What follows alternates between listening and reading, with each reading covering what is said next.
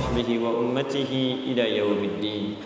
أما بعد فيا عباد الله أوصي نفسي وإياكم بتقوى الله فقد فاز المتقون فلا تموتن إلا وأنتم مسلمون. فقال تعالى يا أيها الذين آمنوا اتقوا الله حق تقاته ولا تموتن إلا وأنتم مسلمون. Saudara-saudariku, alhamdulillah kita buka pertemuan kita di malam ini dengan syukur kepada Allah Subhanahu wa taala.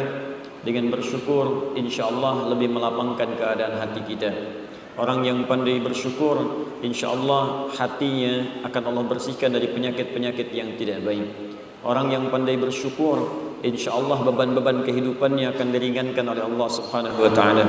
Orang yang pandai bersyukur insyaallah diberikan perisai sehingga setan tidak mampu untuk menggoda dan menjerumuskannya dalam kemaksiatan. Dan orang yang pandai bersyukur insyaallah dijamin oleh Allah Subhanahu wa taala untuk bisa kembali kepada Allah dalam keadaan yang baik dan mendapatkan surga yang dijanjikan. Karena itu mari kita bersyukur kepada Allah masih diberikan kesempatan hidup saat sementara yang lain telah kembali kepada Allah Subhanahu wa taala. Saya sering sampaikan mungkin saudara-saudari kita berhusnudzon kepada Allah, mereka telah pulang kembali sesuai ajalnya karena bekalnya sudah dianggap cukup oleh Allah Subhanahu wa taala.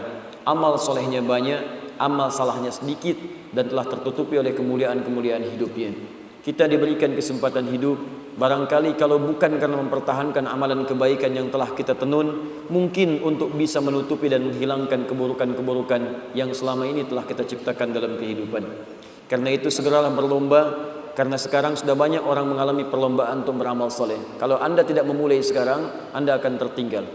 Saya 2 pekan ini sudah bertemu dengan orang-orang yang alhamdulillah mendapatkan hidayah dari Allah Subhanahu wa taala. Di antara mereka ada 2 yang dari kalangan pendeta kemudian masuk Islam. Hal pertama yang disampaikan oleh bagian yang pertama, amanatnya anda itu sudah mendapatkan kenikmatan beragama yang benar, jangan sekali-kali keluar dari Islam. Karena saya berusaha menemukan keyakinan ini sampai dengan semaksimal mungkin dan saya dapatkan kenikmatan dan kebenarannya.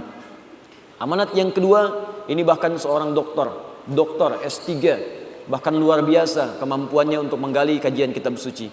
Memutuskan kemudian masuk Islam dan menyampaikan ingin memulai hal-hal yang baru yang lebih baik dalam hidupnya. Anda bayangkan ada orang yang barangkali dengan keislamannya bersyahadat dosanya digugurkan oleh Allah Subhanahu wa taala dan dia masih merasa ingin mengumpulkan amal-amal saleh. Kita yang hidup sampai saat ini, berapa dosa yang kita kumpulkan di hari ini saja? Mata berapa kali mengoleksi dosa di hari ini? Telinga berapa kali mengumpulkan maksiat di hari ini? Lisan berapa kali mengumpulkan kesalahan di hari ini? Berkata yang tidak baik. Ada ghibah, ada fitnah, ada hal yang buruk. Berapa kali kita bertobat di hadapan Allah Subhanahu wa taala untuk menghilangkan semuanya itu? Dan cara beramal soleh yang baik lantas kemudian diurutkan dalam Al-Quran dan hadis-hadis Nabi SAW. Ada amalan taubat, ada amalan solat. Ingat, solat itu kalau dikerjakan dengan benar, dia akan menggugurkan dosa-dosa yang terjadi antara solat satu dengan solat yang lainnya. Selain dosa besar yang membutuhkan taubat khusus. Itu nanti ada di hadis Muslim nomor hadis 233. Nabi menyampaikan as-salawat ila as-salawat, al-jumu'atu ila al-jumu'ah, wa ramadan ila ramadan, kafaratun bainahunna, kafaratun lima bainahunna. Awas hati-hati, malam takunil kabair. Kata Nabi, salat satu ke salat yang lainnya, Jumat ke Jumat, Ramadan ke Ramadan, akan otomatis menggugurkan dosa-dosa yang terjadi di antaranya sepanjang bukan dosa besar. Hati-hati teman-teman sekalian. Lidah yang kadang misalnya salah bicara, pikiran yang salah kemudian berpikir, mata yang salah melihat, itu kalau sholat kita benar gugur seketika. Gugur. Karena itu kalau dipanggil sholat, semangat. Karena dalam sholat itu ada pengguguran dosa. Kalau orang paham saat sholat dosanya bisa diampuni, tentu orang akan bergerombol, berlomba untuk menunaikan sholat sesuai dengan waktunya. Kalau orang mengerti kalau dalam sholat semua doa dikabulkan kalau kita minta dengan benar, orang akan semangat sholat. Kalau orang paham dalam panggilan solat saat azan itu ada kebahagiaan yang akan diberikan. Hayya 'alas shalah. Anda bertanya, kenapa solat? Hayya 'alal falah. Yang belum bahagia, kata Allah, saya berikan kebahagiaan saat kamu sujud. Kalau orang mengerti dalam solat ada kebahagiaan, dia akan tentu semangat menyiapkannya. Karena itu ada istighfar, ada solat, ada kemudian amalan lainnya, ada tahajud dan lain sebagainya. Tapi di antara sekian amalan itu ada sebagiannya yang diistimewakan oleh Al-Quran, bahkan langsung disebutkan dalam lisan Nabi sallallahu alaihi wasallam, seperti tercantum dalam hadis riwayat Al-Bukhari yang memuji satu amalan lewat lisan Nabi sallallahu alaihi wasallam. Imam Al-Bukhari itu tidak pernah berjumpa dengan Nabi sallallahu alaihi wasallam, tapi beliau kemudian mencari informasi yang tersambung kepada Nabi. Maka beliau pernah mendapatkan informasi dari seorang bernama Hajjaj bin Minhal. Hajjaj mendapatkan informasi dari Syu'bah mendapat informasi dari Alqamah ibn Marthad. Alqamah ibn Marthad mendapat informasi dari Sa'ad bin Ubaidah. Sa'ad bin Ubaidah mendapat informasi dari Abu Abdurrahman As-Sulami. Abu Abdurrahman As-Sulami mendapat informasi dari Uthman bin Affan. Uthman bin Affan radhiyallahu ta'ala anhu juga dari sahabat Ali bin Abi Thalib karamahullahu wajhah, dari Nabi sallallahu alaihi wasallam. Apa yang disampaikan oleh Nabi sallallahu alaihi wasallam? Perhatikan kalimatnya. Awas, saking pentingnya kalimat ini, kita mesti memahami dengan baik dan fokus ke dalamnya. Khairukum man ta'allama al-Qur'ana wa 'allamah. Khairukum, bila ada orang baik di antara manusia, maka kata Nabi, yang paling baik di antara kalian itu man ta'allama al-Qur'an, siapa yang mampu dan mau belajar Al-Qur'an. Dan kalimatnya menggunakan man, ismun mausulun ala fardiyatil 'amiyah. Huruf sambung yang menunjuk kepada objek, kadang-kadang subjek, dan dia menunjuk kepada sifat personal, tapi tanpa batas. Fardiyah 'amiyah, dia personal tapi sifatnya luas. Artinya kalau setiap Anda ingin jadi orang baik, siapa Anda? Anda pejabat, ingin jadi pejabat yang baik. Anda pengusaha yang baik. Anda seorang anak yang baik. Anda seorang ayah yang baik. Anda seorang ibu yang baik. Anda mahasiswa yang baik. Jadi apapun profesi Anda, siapapun Anda, bagaimanapun sifat Anda, kata Nabi, kalau Anda ingin menjadi yang terbaik di bidangnya.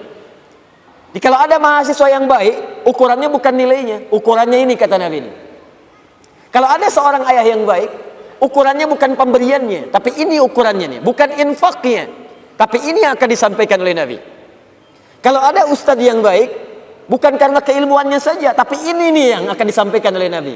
Jadi kalau Anda mendapatkan yang disampaikan oleh Nabi ini, maka yakinlah dengan janji Nabi sallallahu alaihi wasallam ketika Nabi mengatakan orang ini akan menjadi orang yang terbaik dalam kehidupan. Khairukum, bila ada orang baik, maka yang terbaik di antara kalian man ta'allamal Qur'ana, siapapun yang mau belajar mengkaji isi Al-Qur'an wa 'allamah, kemudian dari pelajaran itu dia amalkan dalam kehidupannya, dia praktekkan sesuai dengan profesinya.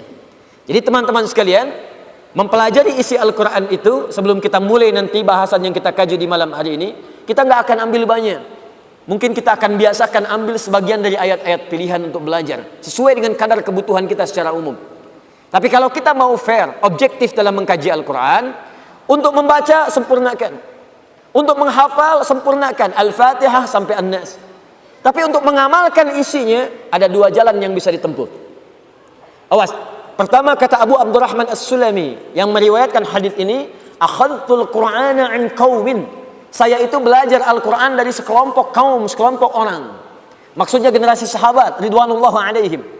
Bagaimana cara belajarnya? Setiap kami belajar, tidak pernah kami belajar kecuali mengambil 10 ayat dulu, paling maksimal. Dari 10 ayat ini kami berusaha mengamalkannya terlebih dahulu. Jika sudah mampu mengamalkan dengan sempurna, seperti kami kemudian dapatkan itu sesuai kemampuan, baru nyambung lagi ke ayat berikutnya, surat berikutnya lagi. Jadi itu yang diambil oleh para sahabat.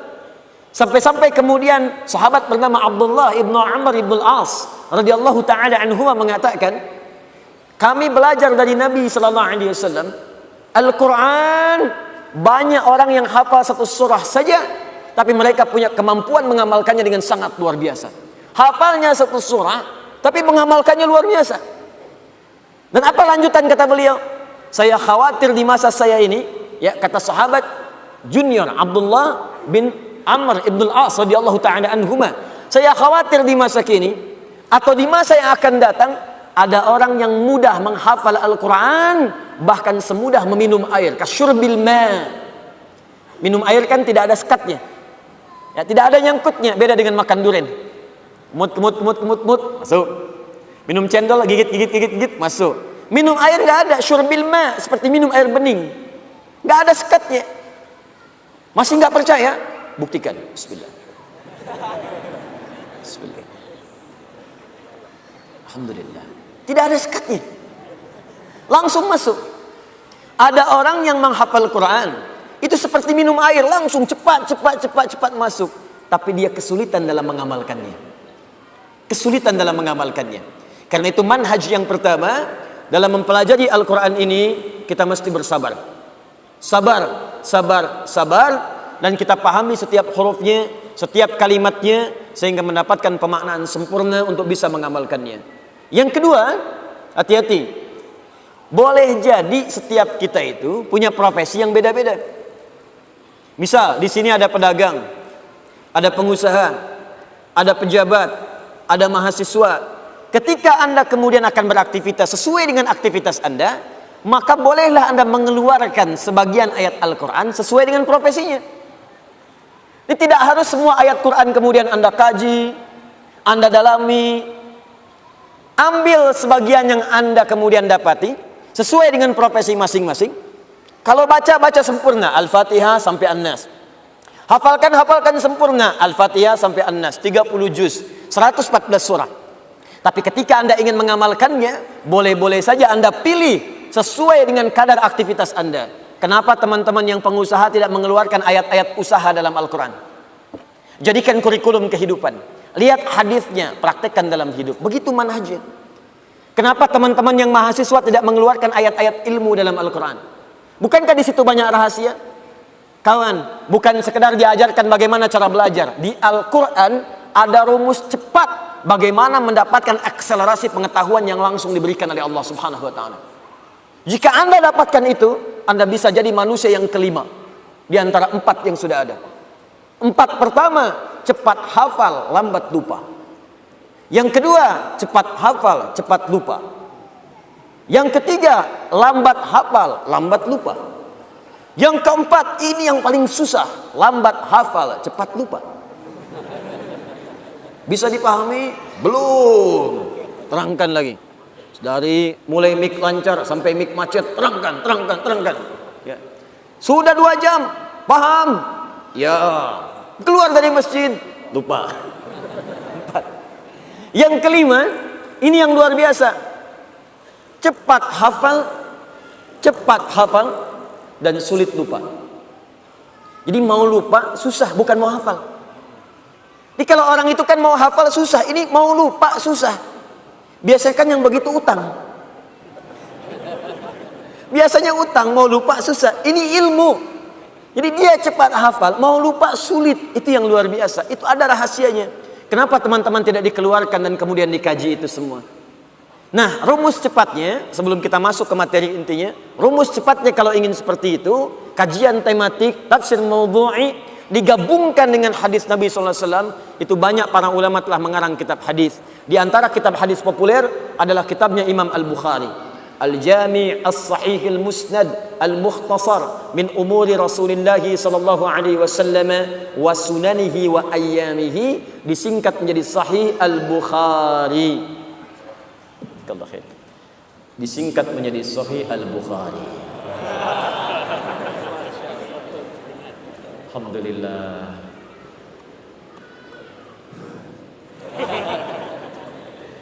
Nah, di Sahih Al-Bukhari ini itu sampai ada 97 pembahasan, 97 kitab, 97 topik.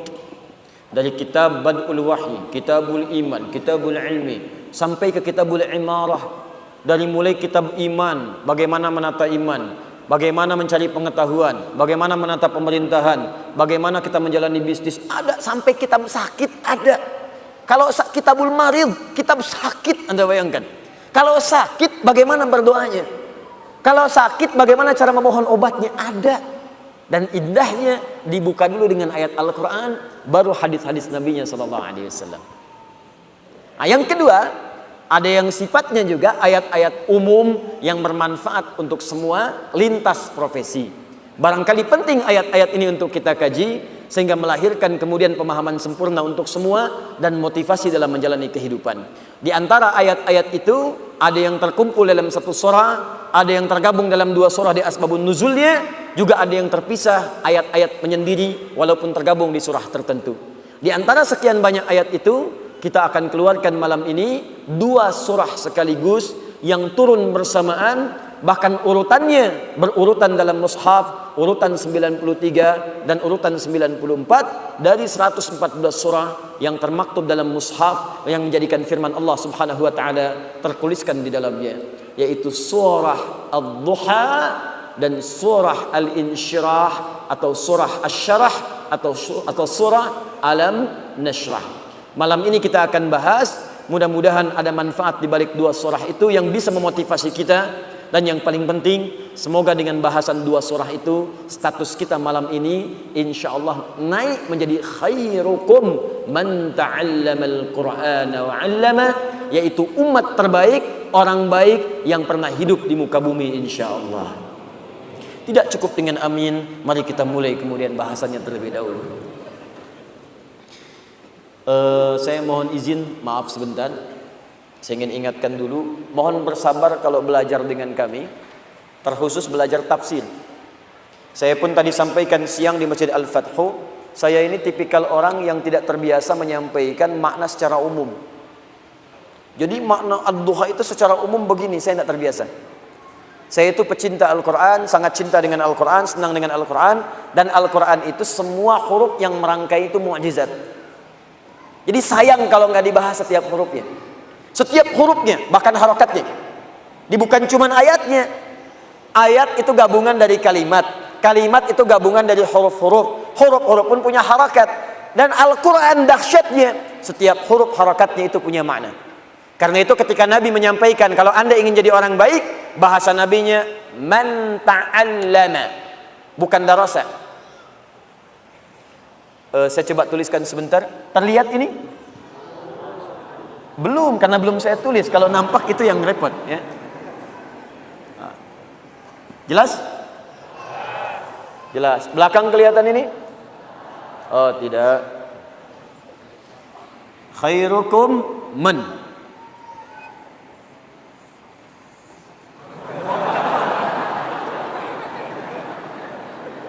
Ta'allama. Ta'allama. Sekarang kelihatan? Alhamdulillah, kacida pisan atuh pamit teka tinggal nih, sageng kieu. Tuh. Man ta'allama, ta'allama diartikan secara bahasa artinya belajar.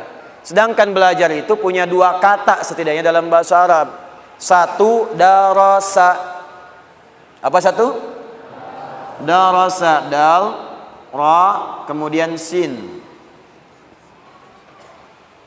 Darasa, darasa, darasa diserap ke dalam bahasa Sunda, ngaderes, ngaderes, ngaderes, ngaderes.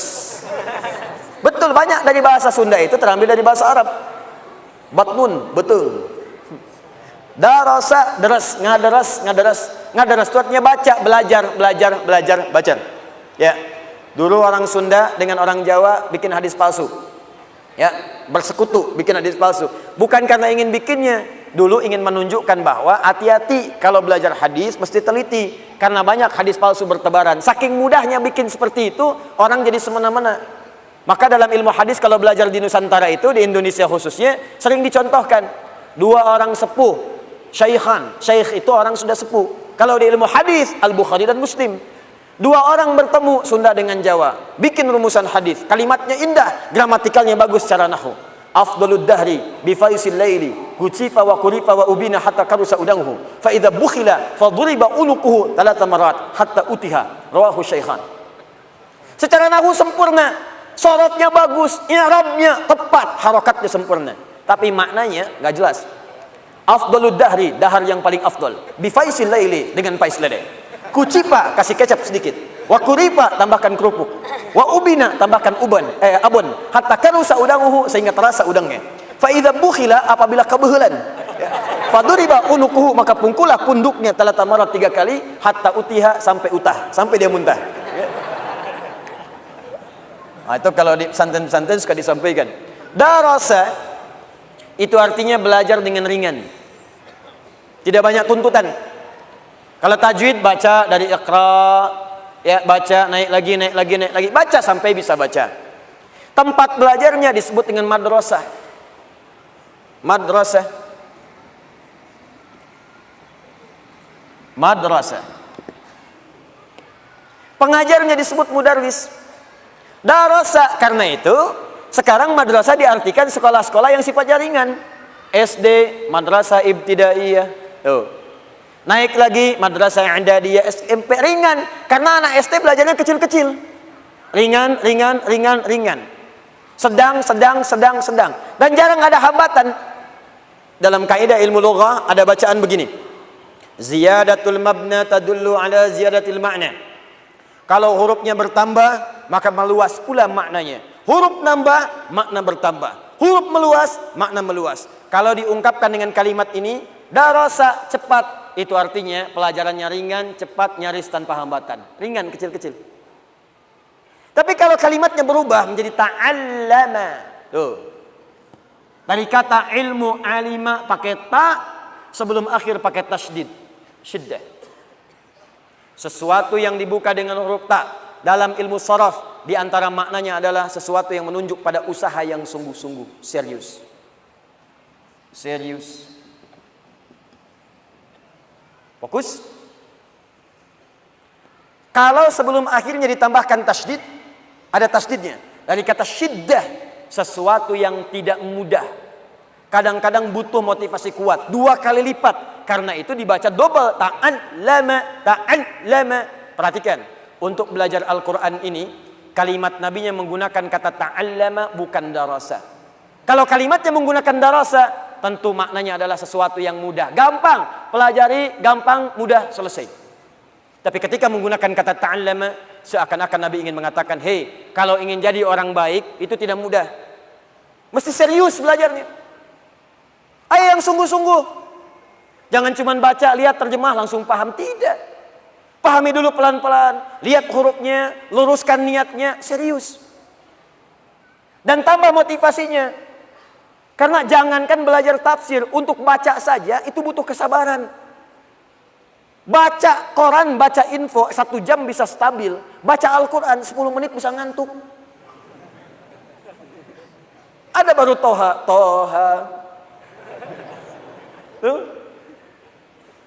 Jadi itulah keindahannya teman-teman sekalian. Karena itu kita bersabar, pelan-pelan kita akan baca. Kita mulai dulu dengan sebab turunnya surah Ad-Duha ini. Dalam Al-Insyirah. Kenapa sebab ini turunnya 2 surah ini? Apa kemudian hikmah yang bisa diambil dari sebab turunnya ini? Sehingga bisa memberikan inspirasi bagi kita semuanya. Kita mulai dari sini. Baru kemudian kita ambil keterangan para ulama-ulama tentang tafsir atau makna dari surah Ad-Duha dan bersamaan dengan Al-Insyirah, dan kita ambil imrahnya untuk kita terapkan dalam kehidupan kita. Kita mulai dengan bahasan yang pertama, kita padukan dulu dengan sebab nuzul turunnya surah Ad-Duha dan Al-Insyirah terkait juga dengan turunnya surah Al-Mudaththir. Bismillahirrahmanirrahim. Ini baru kita mulai. Tadi muqaddimah.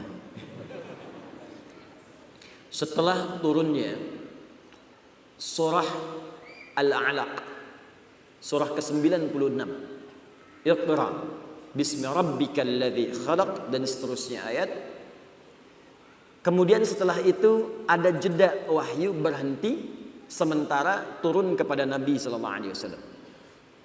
Setelah Nabi menerima wahyu Iqra sampai dengan 5 ayat, kemudian setelahnya beberapa ayat turun. Setelah itu ada jeda berhenti wahyu. Ada yang menyebutkan selama 40 hari.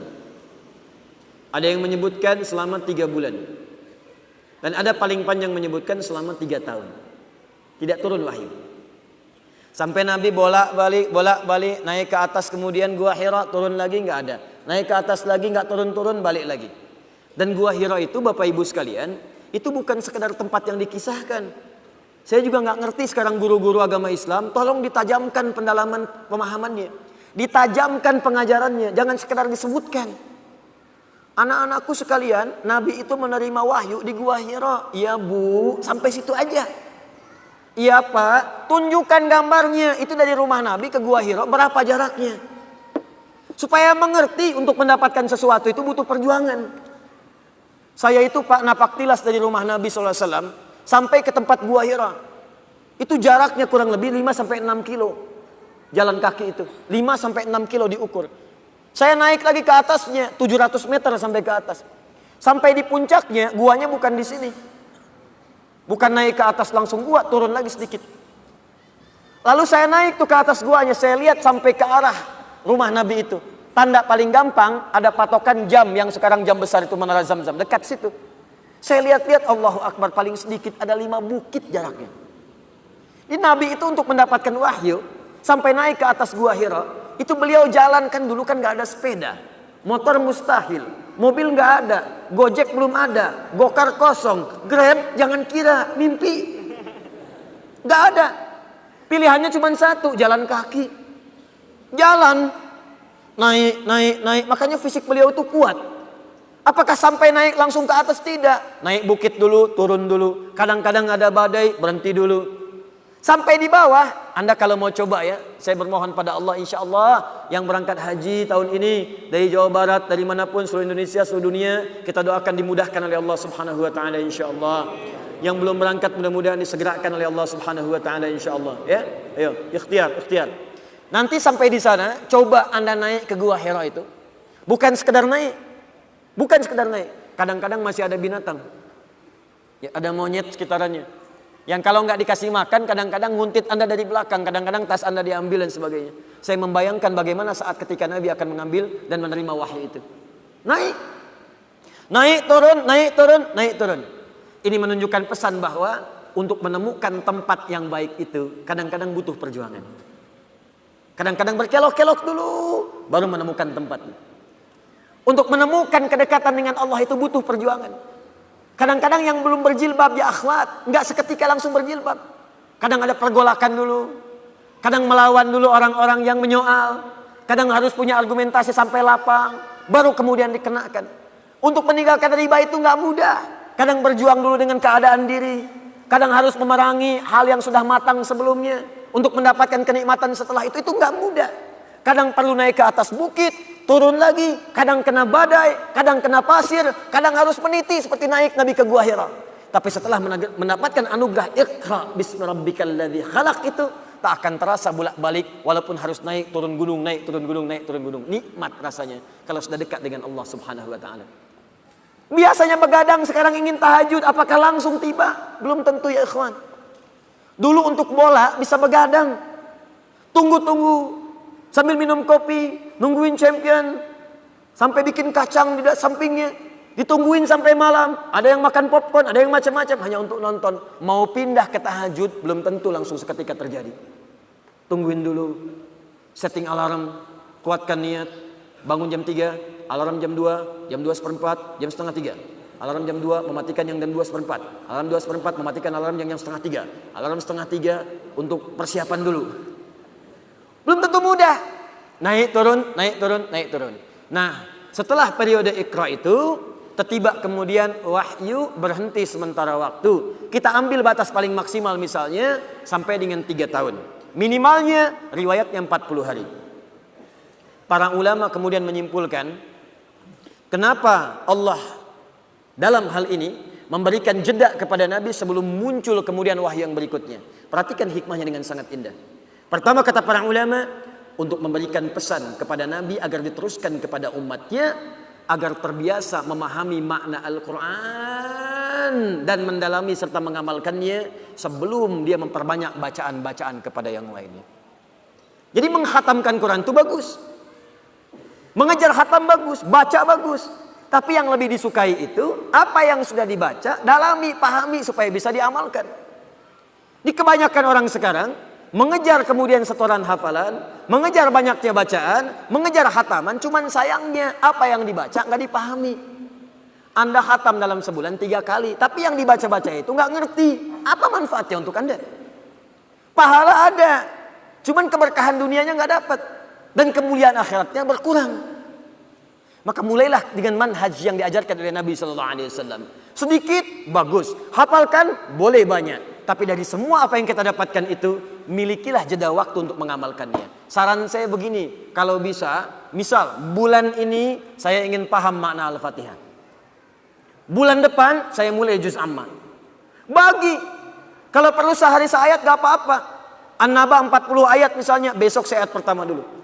Besoknya lagi ayat keduanya. Lihat tafsirnya, jajarkan maknanya, usahakan amalkan dalam hidup. Kalau sudah begitu, hidup antum itu terisi berkah. Enak. Setiap waktunya dengan Quran, enak, keberkahannya nikmat sekali. Dan terisi waktunya, walaupun sehari hanya 1 ayat. Nah, apa yang terjadi setelah itu? Tiba-tiba Nabi naik ke atas Gua Hira, siang-siang. Tidak ada wahyu turun, diputuskan turun oleh beliau. Siang itu juga. Di pertengahan jalan, tiba-tiba ada panggilan kepada beliau. Ini diabadikan dalam hadis riwayat Al-Bukhari yang tentang kitab Bad'ul Wahyi, hadis nomor 4 sampai 5, riwayat sahabat Jabir bin Abdullah radhiyallahu taala anhu. Tiba-tiba kemudian ada panggilan dari atas, Muhammad. Muhammad. Nengok kanan tidak ada orang, kirinya kosong, depannya enggak ada orang, belakangnya kosong. Begitu melihat ke atas, ada satu sosok. Kana yaqudu bainas samai wad dunya, seperti orang yang duduk antara langit dengan bumi. Sama wal ard, antara seperti duduk di antara langit dan bumi. Melihat ke bawah mengatakan Muhammad, Muhammad. Masya Allah. Mas, siapa namanya? Dzul Khair, orang yang punya kebaikan. Mas Dzul Khair siang-siang ke Al-Khuwa, i'tikaf dari zuhur sampai jam 2. Udah kosong, gak ada orang sama sekali. Keluar dari Al-Khuwah, tiba-tiba ada panggilan di luar. Dzul. Depan kosong, belakang gak ada orang, kanan kiri kosong. Dzul. Lihat ke atas, makhluk besar, rambut panjang, jubah putih. Dzul. Apa responnya? Kata Nabi, faru'ibtu minhu. Saya khawatir, takut sampai bulu kuduknya naik. Lalu saya tinggalkan tempat itu dengan cepat. Sampai kemudian bertemu dengan Sayyidah Khadijah. Sampai kemudian digandeng tangannya, Nabi katakan, dathiruni, dathiruni. Riwayat lain, zammiluni, zammiluni. Sampai seketika sudah tenang, disampaikan kalimat, turunlah kemudian surah Al-Mudaththir. Ya ayyuhal muddaththir, qum fa'anzir, wa rabbaka fakabbir, dan seterusnya ayat. Itu ayat perintah dari Allah langsung kepada Nabi untuk berdakwah secara terang-terangan, untuk mengamalkan ilmu. Ini kata para ulama hikmah yang kedua. Jadi kalau kita ingin mengamalkan sesuatu, ingin beramal, ingin ibadah, jangan sampai kita ibadah sebelum punya dasar ilmu yang matang. Nabi saya diminta beribadah, beramal, berdakwah, itu diminta berilmu dulu. 3 tahun masanya. Belajar. 40 hari paling minimal. Ini pelajaran bagi kita. Sebelum kita mengamalkan sesuatu, dasari dengan ilmu dulu. Ingin salat tahajud, belajar dulu. Ingin kita sedekah, pelajari supaya maksimal. Apalagi ketika kita ingin menyampaikan pada orang lain, pelajari dengan baik, pahami dengan baik, baru kita sampaikan. Maka terjadilah kematangan dalam pengetahuan kita. Kasus yang pertama, wahyu tertunda dalam tanda petik turun kepada Nabi dengan hikmah tertentu. Tiba kemudian peristiwa itu terjadi lagi. Bagaimana peristiwanya? Dalam masa setelah itu turun wahyu, sampai kemudian terputus dalam jangka waktu sekitar 2 sampai dengan 3 malam. Saking dahsyatnya, maaf, Nabi malam itu kemudian bermohon kepada Allah, belum turun. Malam kedua, belum turun. Yang ketiga pun belum turun. Sampai di malam ketiga ini, istrinya Abu Lahab, bibinya sendiri. Abu Lahab kan bagian keluarganya. Keluarga Nabi SAW yang kemudian disampaikan dalam Al-Quran tentang kecamannya. Istrinya Hammalatul Hatab datang kepada Nabi Muhammad SAW. Inna sahibaka qad qalah. Hei, kata istrinya Abu Lahab. Awas, hati-hati. Kata istrinya Abu Lahab. Hei, inna sahibaka qad qalah. Sungguh, fokus. Sungguh, sahibmu ini maksudnya kepada Allah. Yang biasa memberikan firman kepadamu, yang biasa menyampaikan berita kepadamu, kayaknya sudah meninggalkanmu ya. Dia datang dengan mengolok-olok. Wah, sekarang Muhammad sudah ditinggalkan ya. Muhammad sudah seperti orang gila ya. Ya, Muhammad sudah nggak ada pendamping ya. Ya, Muhammad sudah sendirian dia sekarang ya. Bayangkan teman-teman, biasa menerima wahyu, kemudian terputus. Mirip begini nih, mirip begini. Maaf ya. Maaf. Anda misalnya pasangan suami istri. Hari pertama SMS ada, telepon ada. Hari kedua ada, hari ketiga nggak ada kabar. Hari berikutnya nggak ada kabar lagi. Hari berikutnya lagi belum ada kabar juga. Kira-kira perasaan Anda bagaimana? Nggak usah suami istri lah, anak misalnya. Anak berangkat sekolah keluar, berangkat ke Amerika. Hari pertama belum ada kabar. Hari kedua nggak ada kabar. Hari ketiga nggak ada kabar juga. Perasaan Anda bagaimana? Gelisah. Tiba-tiba kemudian ada yang mengatakan, udah ditinggalin anak ya. Udah nggak diperhatiin ya sama suami ya. Kayak orang gila aja, udah nggak ada temennya. Bagaimana perasaan Anda? Saking cintanya Nabi kepada Allah Subhanahu wa taala, beliau merindukan Allah dengan turunnya wahyu. Tapi apa yang terjadi? Wahyu belum turun, tapi yang didapatkan cacian yang tidak diduga dari orang-orang terdekatnya. Apa yang terjadi setelah itu? Dan apa hikmah terbesar dari kejadian itu? Nanti kita akan lihat settingan dari apa yang akan kita sampaikan pada malam hari ini setelah menunaikan sholat isya berjamaah. Di situ kita akan dapatkan banyak hikmah yang bisa kita raih insyaallah. Assalamualaikum warahmatullahi wabarakatuh. Alhamdulillah, wassalatu wassalamu ala rasulillah wa ala alihi wa sahbihi wa man walah wa ba'd.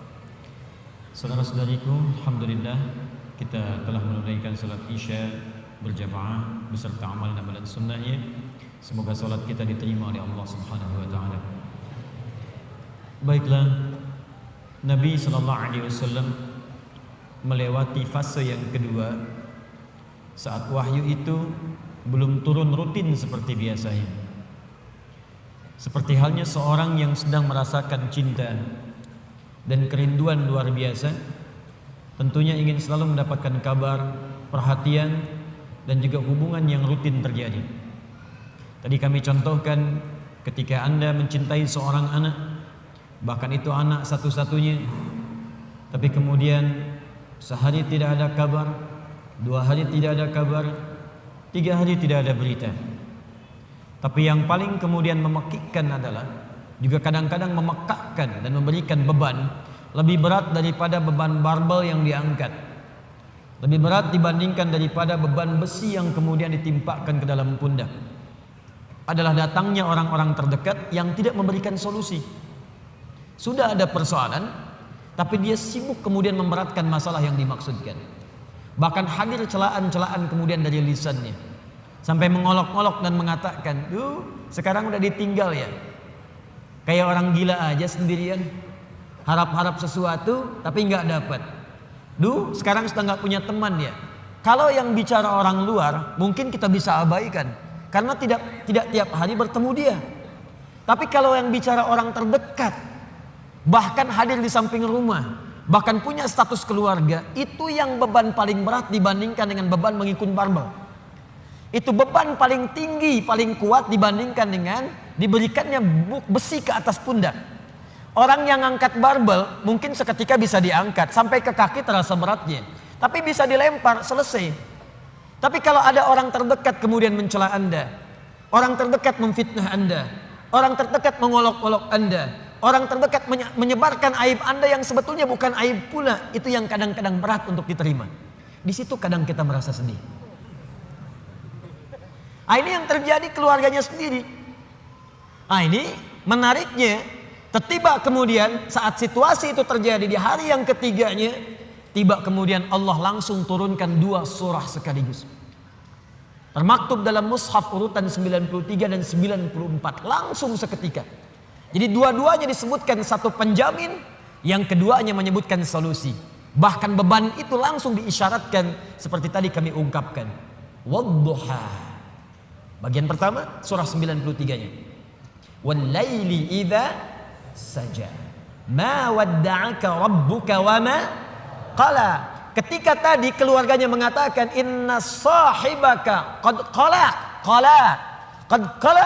Sungguh Rabbmu sekarang, Tuhan itu yang engkau pertuhankan itu sudah meninggalkanmu. Dijawab langsung, ma wadda'aka rabbuka wa ma qala. Walal akhiratu khairul laka minal ula wala sawfa yu'tika rabbuka fatarda alam yajidka yatiman fa'awa wa wajadaka dhallan wa wajadaka 'ailan fa ammal yatima fala wa ammas sa'ila fala wa amma bi ni'mati rabbika. 11 ayat langsung. Apakah berhenti? Tidak. Teruskan surah yang keduanya. Langsung disebutkan tentang beban yang terasa terpikul itu. Seketika dijatuhkan bebannya oleh Allah Subhanahu wa taala. Nanti kita bahas tafsirnya. Alam nashrah laka wa wada'na alladhi wa rafa'na fa inna ma'al fa idza faraghta wa ila rabbika. Allahu akbar. Dua surah ini kalau kita bahas dengan benar, tanamkan, hunjamkan ke dalam jiwa, maka orang yang bisa memahaminya dengan baik, demi Allah saya katakan, beban seberat apapun akan ringan terasa ia terima dalam hidupnya. Seakan hidup gak ada beban. Sepanjang dua surah ini dipraktekkan dalam kehidupan. Karena saya yakin setiap kita itu yang hidup pasti punya beban persoalan. Jadi jangan dikira wajah-wajah yang hadir saat ini, ada yang senyum, ada yang tertawa, belum tentu gak punya masalah. Kadang-kadang tersimpan untuk merasa menghilangkan persoalan itu ketawa. Untuk merasa menghilangkan beban itu tersenyum. Bukan berarti masalahnya hilang. Dan yang paling berat adalah hal-hal yang tidak kita duga sebelumnya. Masalah itu hadir di sekitaran orang-orang dekat kita tersendiri. Dan penyebab persoalan itu adalah orang-orang yang tidak kita duga sebelumnya. Abu Jahal itu partner Nabi sebelum masuk Islam. Dalam apa? Dalam persaingan olahraga, sering bergulat juga, dan selalu Nabi menang. Abu Jahal selalu kalah. Sampai seketika dikalahkan oleh Nabi, kalah lagi. Sampai penasaran dengan Nabi. Abu Lahab itu teman-teman sekalian, paman Nabi, bahkan anaknya menikah kemudian dengan putri Nabi SAW. Tidak mudah. Tapi apa yang terjadi? Beban itu yang paling berat yang ada di sekitarannya. Melebihi beban di kantor, melebihi beban di kampus, melebihi beban di pemerintahan, melebihi beban di pekerjaan. Saya mau tanya pada Anda, Bapak yang kerja di kantor, berat mana? Maaf ya, berat mana menghadapi pekerjaan yang rumit di kantor atau istri yang selalu cerewet? Maaf Bu ya. Atau ibu deh, berat mana menyiapkan masakan dengan suami yang sering marah-marah? Amin. Tidak mudah. Karena itu kalau yang berat saja sudah ringan bagi diri kita, maka yang kecil nggak ada apa-apanya. Yang kecil tidak ada apa-apanya. Dan teman-teman mohon maaf ya, selama kita hidup, fitrah kehidupan itu bersanding dengan ujian dan masalah. Supaya kita dapat pahala. Bukankah dari masalah itu kemudian ada kesabaran? Bukankah karena masalah Anda rajin tahajud? Besok mau ujian di kampus, malamnya tahajud. Silahkan cek. Besok mau promosi jabatan, baru baca Quran. Besok ada proyek mau lelang, baru puasa.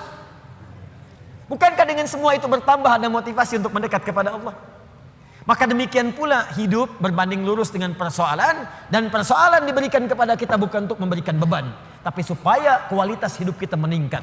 Hanya persoalannya bagaimana mengatasi persoalan itu terasa mudah ketika kita hadapi. Itu poinnya. Jelas sampai sini? Baik, mari kita mulai. Wadduha, saya bersumpah kata Allah demi waktu duha yang menghadirkan cahaya yang penuh dengan kenikmatan. Wawunya sumpah, qasam. Misal, wallahi, ya, kalau saya gunakan waw dengan kalimat Allah, wallahi ma ajidul mimhah qariban minas sabbar. Demi Allah saya bersumpah, saya enggak dapat penghapus ketika saya akan dihapus. Aina huwa? Di mana dia? Wallahi laqad kana lasiqan ma'as sabura. Demi Allah, dia melekat tepat dengan papan tulisnya. Misal, gunakan waw untuk menunjukkan sumpah pada hal yang ingin dikuatkan, pada hal yang ingin diyakinkan. Dapat penghapusnya, kita hapus dulu. Saya hapus sebentar ya.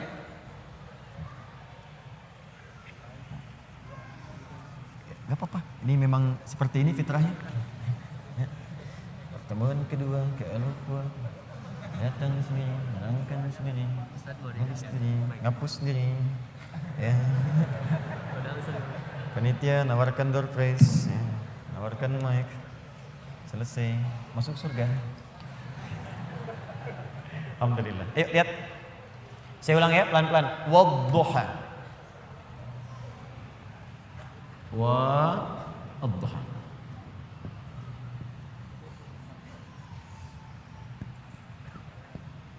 Fokus. Huruf waw dalam bahasa Arab itu setidaknya secara garis besar ada dua jenis. Satu disebut atof. Atof itu waw yang mengikutkan pada hukum sebelumnya. Misal, buka Quran surah ke-2 Al-Baqarah ayat 127, paling kiri sebelah atas. Wa idh yarfa'u Ibrahimul qawa'ida minal bait wa Ismail. Wa Ismail. Dan pelajarilah, ingatlah, pahami ketika Nabi Ibrahim ditugaskan oleh Allah untuk meninggikan bangunan Ka'bah, ditinggikan. Wa Ismail, dan Ismail ikut mengerjakan itu. Saya ulang, dan Ismail ikut mengerjakan itu. Jadi ketika ada huruf waw di tengahnya, itu artinya mengikutkan satu orang kepada yang lainnya dalam pekerjaan yang sama. Zahaba Ahmad ila Masjid Al-Ukhuwah wa Ali. Ahmad pergi ke Masjid Al-Ukhuwah dan Ali ikut ke situ. Itu waw ataf. Tapi kalau ada huruf waw misal berada di awal ayat biasanya dalam setiap awal surah dan harokat setelahnya itu kasrah. Harokat setelahnya itu kasrah. Jadi waw ada kalimat, di akhir kalimat itu harokatnya kasrah. Atau kasrahnya tidak ada tapi ditutup dengan alif. Alifnya alif belok begini. Itu menunjukkan wawunya sumpah, qasam, sumpah.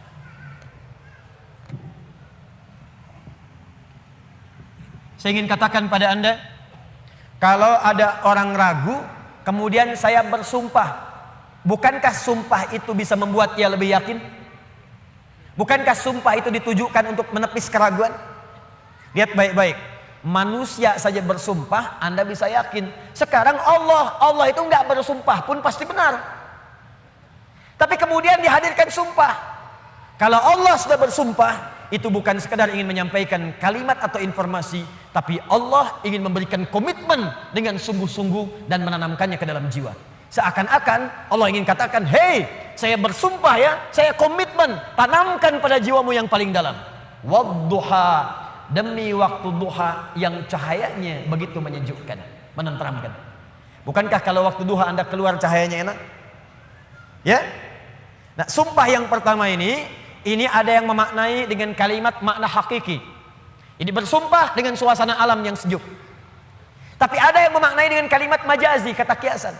Muhammad, saya bersumpah, tanamkan pada hatimu yang paling dalam demi keadaanmu yang pernah mengalami ketenangan. Seperti halnya engkau merasakan cahaya duha.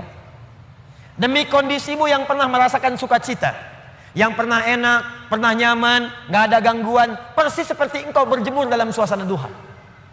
Bukankah kalau Anda keluar suasana duha enak?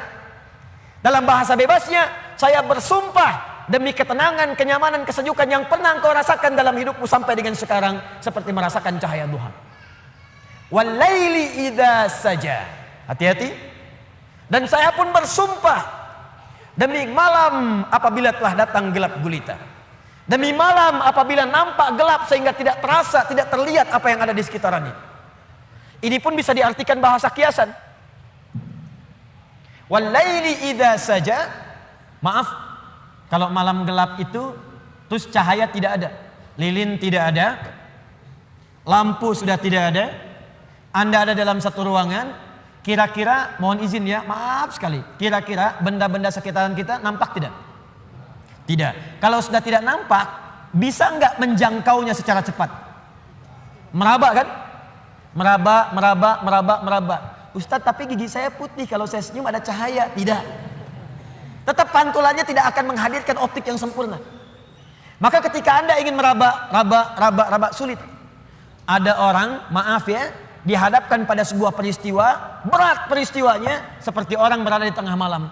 Memang suasananya siang, matahari ada, tapi bebannya begitu berat sampai matanya terasa gelap, kayak orang limbung, jalan limbung. Pernah punya masalah di kantor, tiba-tiba baru datang, Anda dipecat. Oh, astagfirullah. Kenapa Pak? Jangan tanya alasannya, pulang saja.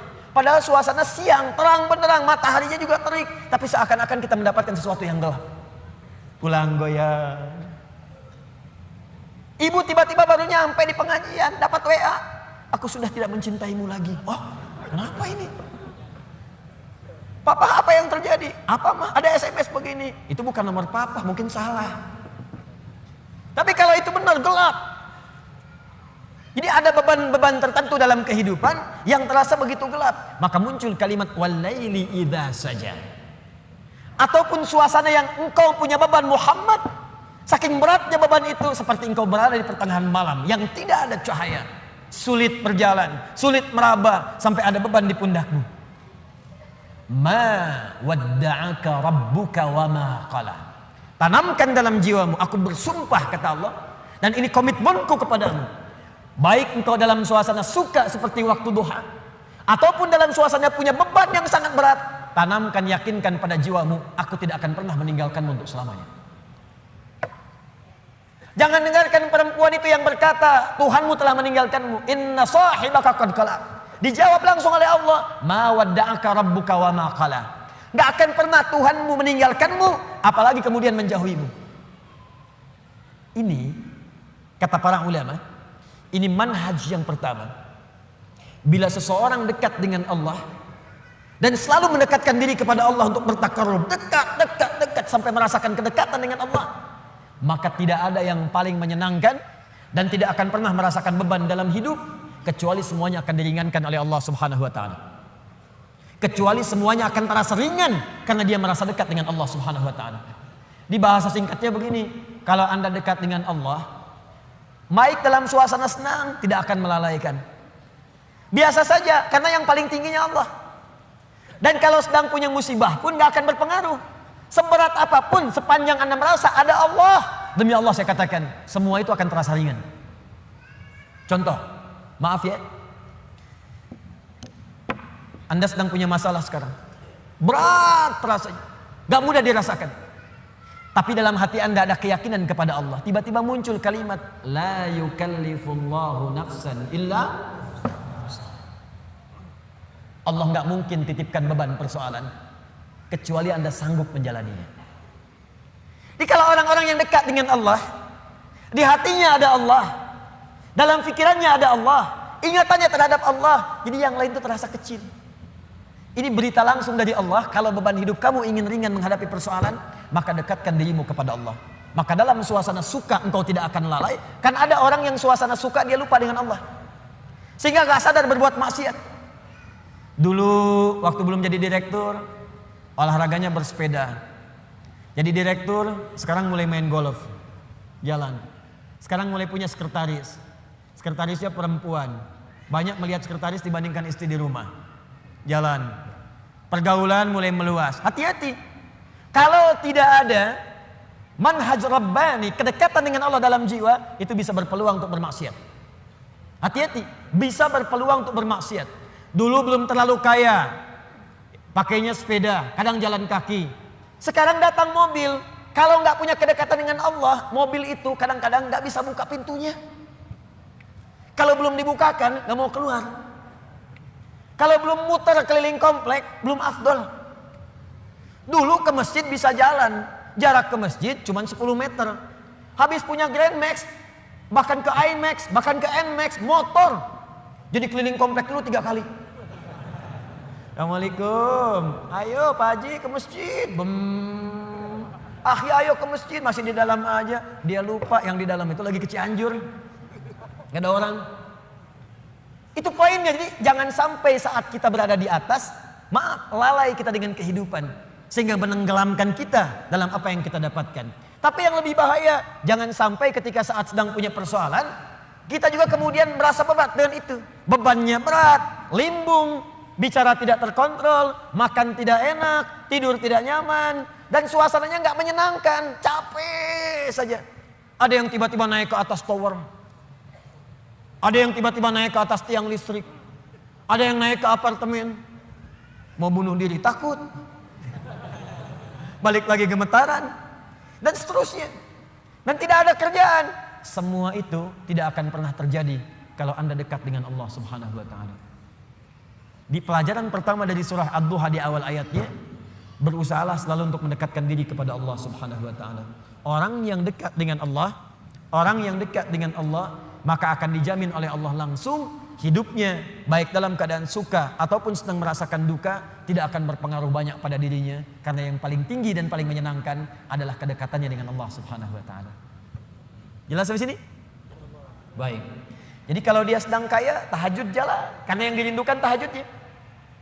Lihat Abdurrahman bin Auf, Utsman bin Affan, Tamim Ad-Dari, kekayaan banyak, harta melimpah, kapak terbuat dari emas, malam masih tahajud, teman-teman. Masih sempat baca Al-Quran. Utsman tuh sampai jadi presiden masih punya waktu untuk khataman Quran. Kan Utsman radhiyallahu taala anhu waktu terbunuh kan sedang baca Al-Quran. Masih puasa, saat itu sedang puasa. Anda bayangkan nikmatnya dekat dengan Allah, walaupun jabatan tinggi, yang terasa nikmat itu saat sedang beribadah kepada Allah, saat tahajudnya, itu yang dinanti. Nabi itu kedudukannya paling tinggi, tapi kapan merasakan kenyamanan? Saat tahajud, sampai tak terasa rakaat pertamanya 5 juz 4 halaman. Paling sedikit 100 ayat. Saya mau tanya pada Anda, pernah nggak merasakan kenikmatan seperti itu?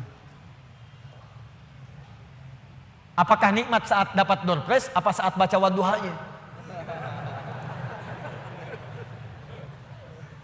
Ayo coba rasakan, sampai hadir situasi itu. Sampai enak, tahajud tuh diburu gitu. Bukan karena IPK-nya dapat 4. Bukan karena dapat proyek besar. Tapi yang dirasakan, ya Allah, terima kasih engkau titipkan ini. Dan dia kejar siapa yang memberikannya. Kejar malamnya, kejar bacaan Qur'annya, kejar puasanya. Itulah yang sesungguhnya hakikat dalam kehidupan kita. Satu poin pertama. Kalau ada orang yang sudah bisa mendekat kepada Allah, maka Allah jamin. Dalam syukurnya, dalam situasi dia tenangnya, nyamannya, dia tidak akan menjauh dari Allah. Dan dalam situasi dapat musibah pun tidak akan banyak berpengaruh dalam kehidupannya. 2. Allah bersumpah lagi. Walal akhiratu khairul laka minal. Ini yang hebat. Saya kemarin bikin quotes, lalu kita sebarkan. Ini sebetulnya di antara esensi surah Ad-Duha. Kata Allah, Muhammad, saya bersumpah kepadamu, yakinkan pada jiwamu, nanti saat kamu ke akhirat, suasananya akan lebih enak dibandingkan dengan sekarang. Akhirat itu lebih baik dari apa yang kamu rasakan sekarang di dunia. Maksudnya begini, kalau kamu sedang capek, kamu sedang ada musibah, kamu sedang lelah, sabar. Nanti kalau sudah pulang, semuanya akan hilang. Memang dunia itu tempat capek, karena memang tempat beramal. Sholat di dunia, kerja di dunia, puasa di dunia, baca Quran di dunia. Kenapa kita kerjakan? Supaya cari bekal untuk pulang ke akhirat. Nanti kata Allah kalau sudah pulang semuanya akan hilang. Jadi tenang aja teman-teman. Capek cuma sebentar. Ya, capek cuma sebentar. Lelah gak apa-apa. Namanya juga dunia. Dunia itu memang tempat capek. Kalau nggak mau capek ya pulang. Dunia itu tempat capek. Dan kita memilih untuk hidup. Maka jalani itu, nikmati saja, kerjakan aja. Setiap kerja ada pahala, setiap kerja ada pahala, setiap sholat pahala, baca Quran pahala, niat mencari nafkah karena Allah pahala, merawat anak pahala, memberikan ASI pahala. Gak apa-apa, memang capek. Memang ya dunia sifatnya capek. Tobakan an tobak, setiap tahapan tuh capek lagi, biasa. Supaya dapat bekal. Bukankah orang kerja dapat gaji? Dan enak kan kalau gajian? Dan kalau sudah dapat gaji, lupa kan 29 hari ke belakang? Anda itu bekerja, kerja, berangkat gelap, pulang gelap. Tapi kalau sudah dapat gaji, semua itu kan hilang lupanya. Pergi ke Lembang, ya, jalan sama keluarga. Ada yang ke Palembang, beli pempek. Ada yang ke Lembang, beli mak Lembang. Semuanya kayaknya hilang aja. Besoknya kerja lagi. Kata Allah, saya janjikan yang lebih dahsyat. Kamu sabar saat di dunia, karena dunia memang tempatnya capek. Kamu cari bekal aja. Nanti saat pulang ke akhirat, saya berikan yang lebih indah dan gak akan pernah ada capek lagi. Sholat, udah gak ada lagi. Jadi jangan pernah bercita-cita nanti di surga Firdaus saya tahajud lagi. Terlampau soleh. Udah gak ada. Baca Quran, gak ada lagi. Yang ada itu masuk surga dengan Qurannya. At-Tirmidzi, nomor hadis 2915. Dipakaikan di atasnya mahkota. dipakaikan di badannya jubah kehormatan, dipakaikan di tangannya gelang-gelang emas, pakaiannya sutra. Quran surah ke-35 ayat ke-33. Jannatu adnin yadkhulunaha yuhallawna fiha min asawir ya min dhahabin wa lu'lu'a wa libasuhum fiha harir. Ahli Quran mau masuk ke surga pakai jubah, pakai mahkota emas, sutra, semua naik. Apa yang terjadi? Dimintakan membaca Quran yang dia biasa bacakan saat di dunia. Jadi setiap dia baca naik. Iqra wartaqi fa inna akhira qiraatika akhiru manzilatika. Baca Quran yang biasa engkau bacakan saat di dunia. Nanti akhir bacaanmu di situ tempat tinggalmu di surga. Dan berita baiknya, dia bisa menggandeng bapaknya, ibunya, suaminya, istrinya, anak-anak, cucu ikut di belakang semua. Kalau mereka orang yang beriman dan soleh di hadapan Allah Subhanahu wa taala. Dipimpin oleh ahli Quran naik ke surga. Dia bacakan sampai minal jinnati wan nas, puncak surga yang paling tinggi. Begitu nyampe di situ dikunjungi oleh semua malaikat dari 8 pintu surga. Itu ada di Quran surah 13 ayat ke-24. Wal malaikatu yadkhuluna alaihim min kulli bab. Dan malaikat semua mengunjungi dia dari semua pintu, mengucapkan salam. Lihat kalimat pertamanya, salamun alaikum bima sabartum. Selamat ya, saat di dunia kamu sabar cari bekal. Sabar capek. Sabar mengeja huruf dari Iqra. Sabar menghafal. Sampai ada yang mencela. Sabar, orang lain ngejar dunia, Anda ngejar akhirat. Sabar. Orang lain cari ini, luaskan rumah, tambah mobil, tambah kendaraan, meninggal, gak dibawa. Anda sabar. Masya Allah. Orang akhirat. Saya ngelihat ada ahli Quran tuh, seringkali saya berhadapan dengan ahli Quran tuh dari daerah-daerah, seringkali menangis. Ada yang datang pengen setoran. Anda bisa kebayang gak suaminya, pekerja mungkin kasar, orang sebutnya kuli. Istrinya ngambilin kayu bakar, kadang ke sawah. Anaknya bahkan ada yang masih kemudian kecil-kecil. Tapi kalau Anda berkunjung ke rumahnya, semua makanan dihidangkan yang mampu dia suguhkan. Lalu keluar kalimat, alhamdulillah, Abi kalau bekerja dapat uang banyak sekali. 500 ribu, sebulan 500 ribu, banyak sekali. Syukur. Ternyata perempuan itu sudah punya sanad hafalan Quran 7 qiraat. Lelakinya hafal Quran, anaknya hafidz semua. Anaknya penghafal Quran semua. Anda ada di mana? Itu perlombaan, sabar, naik sampai ke atas. Jadi kalau sekarang sedang capek, nikmati, sabar. Besok kalau meninggal, gak ada capek lagi. Dan panggilannya sudah tenang kita, karena kerja kita selesai. Mirip begini, ada berita besok gajian, tenang kan? Malam tidur enak kan? Orang yang punya bekal itu, dia sabar itu, nanti di akhir sakaratul mautnya, dia tampakkan semua hasil pekerjaannya, sampai hatinya merasa tenang. Jadi gak terasa, tidur aja. Ya ayat Tuhan nafsul mutmainnah, ditarik, tenang, tidur aja, selesai. Tinggal dia jumpai Allah di akhirat nanti, mendapatkan hasil dari apa yang dia kerjakan. Makanya kata Allah, kalau sedang sholat terasa capek, apa jawabannya? Sabar ya, walal akhiratu khairul laka minal ula. Nanti di akhirat gak ada tahajud lagi. Kalau sedang menghafal Quran capek, sabar ya, nanti di akhirat gak ada menghafal lagi. Abadi sifatnya, wafat selesai hafalan itu. Kalau sedang kena musibah, sabar ya, sabar. Jalani dulu, zikir kepada Allah supaya dapat pahala. Nanti setelah meninggal gak ada masalah lagi, tenang. Nanti pulang selesai semua.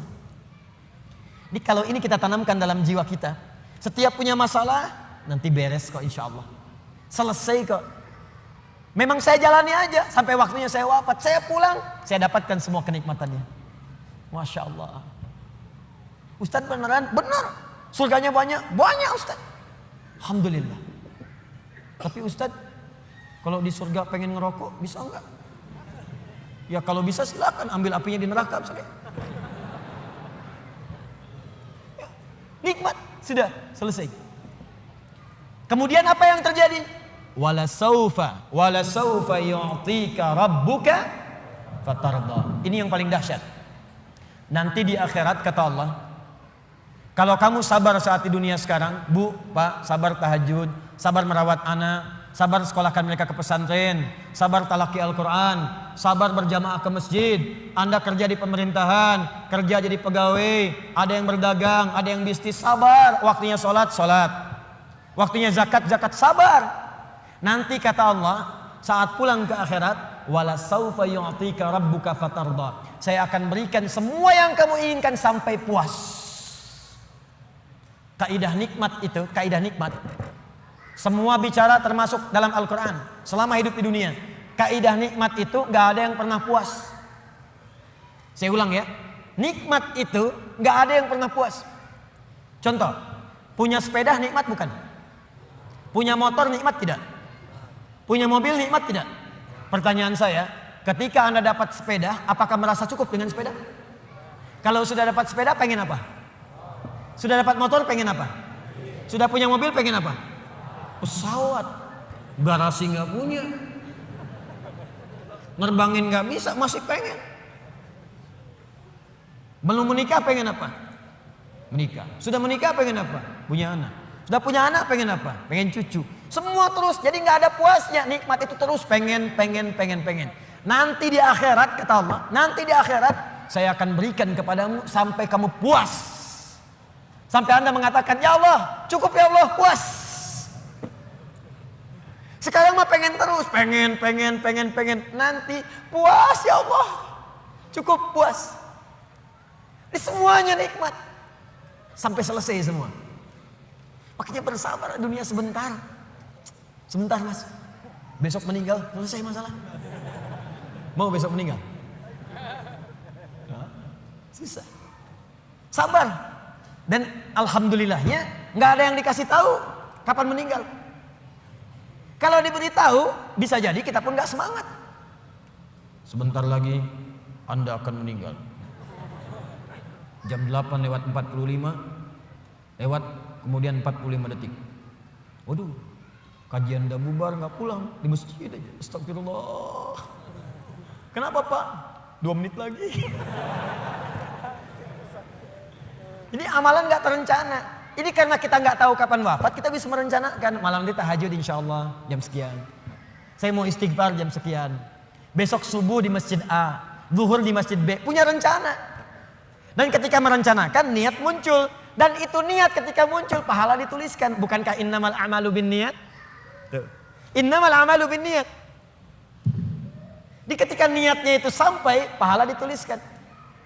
Ini panitia ini nggak akan dihisab, nggak akan diberikan pahala berdasarkan mic-nya bunyi atau putus. Tapi udah ada niat nih, yang penting ada niatnya, ada pahalanya. Masalah bunyi putus perjuangan saya di sini. Jelas ya? Baik, wala saufa yu'tika rabbuka fatarda. Jadi gini maksudnya, kalau sedang capek, sedang lelah, apalagi kemudian beban itu datang dari orang-orang terdekat. Teman sekantor tiba-tiba misalnya nampak mengkhianati, ada mencela, ada macam-macam. Ingat Allah, maka Anda akan lapang. Ingat Allah, maka tidak akan ada beban. Dan ingat semua itu akan berakhir ketika kita wafat. Kalau itu ada dalam diri kita, maka demi Allah saya katakan, beban itu seberat apapun akan ringan. Ingat itu baik-baik. Wala saufa yu'tika rabbuka fatarda. Alam yajidka yatiman fa'awa. Muhammad, coba ingat-ingat. Kamu sekarang gak usah merasakan beban berat. Bukankah dulu pun aku buktikan kepadamu, saat engkau yatim, aku kirimkan orang-orang sekitaran untuk bisa memberikan perlindungan kepadamu. Lahir bapak tidak ada ibu. Ibu wafat usia 6 tahun, ada kakek. Kakek wafat usia kemudian Nabi Muhammad 8 tahun, ada paman. Ada semua. Ingat Muhammad SAW. Kalau sedang kamu merasakan beban, ingat senang yang dulu saya berikan. Manhaj yang ketiga. Kalau sedang merasakan kesulitan dalam masalah, kalau masalah ingin cepat diringankan oleh Allah, maka bandingkan masalah itu dengan solusi yang pernah dirasakan sebelumnya. Bandingkan persoalan yang sulit itu dengan kesenangan yang sudah dirasakan sebelumnya. Suami istri sedang punya masalah, malam ini punya persoalan, sampai nggak bicara. Coba duduk dulu baik-baik. Ingat masa-masa senang ke belakang. 15 tahun berumah tangga, masa mau dikalahkan dengan masalah di satu malam? Ingat banyak senangnya atau banyak dukanya, banyak sukanya, banyak dukanya, banyak nyamannya, banyak masalahnya. Coba timbang-timbang lagi. Mungkin dengan menghadirkan nostalgia kesenangan itu, yang ini akan terasa ringan. Ma, kenapa malam ini kita mesti cemberut ya? Bukankah kemarin-kemarin kita tertawa? Gara-gara bapak semuanya. Gak apa-apa mah, memang gara-gara papa. Papa terima. Tapi mungkin Allah titipkan keburukan di papa itu karena mamah bisa menyempurnakan. Mungkin Allah pilih mamah itu adalah mamah yang bisa membimbing papa lebih baik. Masya Allah. Oh gitu ya Pak ya. Mama bikin status dulu ya. Jadi kalau semuanya begitu enak rasanya. Tapi memang diucapkan mudah, menjalaninya belum tentu mudah. Ustadz juga begitu. Ya, makanya jarang sekali ada ustadz ceramah bawa istrinya. Jadi kalau kita punya persoalan yang kecil-kecil sekarang, ingat masa lalu. Bu, Pak. Ya maaf di kantor ada masalah. Masalahnya hari itu. Jangan langsung merasa berat. Ada proyek gak selesai dimarahin sama bos. Anda kerja sudah 10 tahun. Dimarahin baru hari itu. Senangnya kan banyak udah 9 tahun. Masa persoalan sehari mengalahkan persoalan 9 tahun yang senang ke belakang. Kan tidak lucu. Anda gagal satu ujian. 9 mata kuliah lulus semua. Masa harus meratapi diri pada yang satu itu? Selesaikan. Mungkin di situ Allah ingin berikan anugerah supaya Anda paham lebih dalam. Mungkin disitulah kepakaran Anda supaya belajar lebih dalam lagi. Diangkat kemudian karena pakar itu. Di masalah itu. Saya dulu itu setiap menghadapi pelajaran-pelajaran bahasa. Apalagi balaghah, macam-macam dan sebagainya itu. Di situ perasaan awal pertama sulit-sulit saya hadapi. Begitu dihadapi rupanya Allah menginginkan kita lebih fokus pada masalah itu. Seakan-akan itu seakan awalnya susah. Ternyata ada nikmat di balik itu. Itulah poinnya teman-teman sekalian. Jadi kalau Anda sedang merasakan kesulitan, ingat masa-masa lalu saat Allah memberikan banyak nikmat dalam kehidupan kita. Jelas sampai di sini? Baik. Wa wajadaka dhallan fahada. Ingat Muhammad, dulu engkau belum pernah punya pengetahuan seperti sekarang. Engkau belum dapat bimbingan dari wahyu seperti sekarang. Ini dhallan di sini jangan sembarangan menerjemahkan ya. Di Al-Qur'an itu ada kalimat serupa tapi maknanya bisa beda. Ghairil maghdubi 'alaihim waladdallin.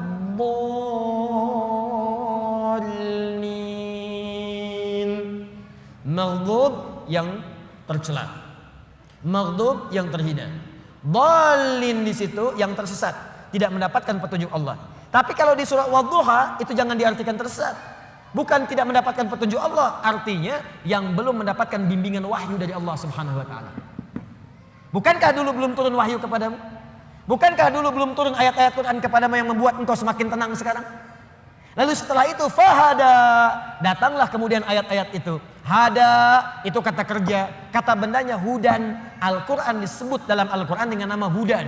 Dzalikal kitabu la raiba fi hudan syahrul ramadhan alladzi unzila fihi al-Quran hudan linnas. Hudan.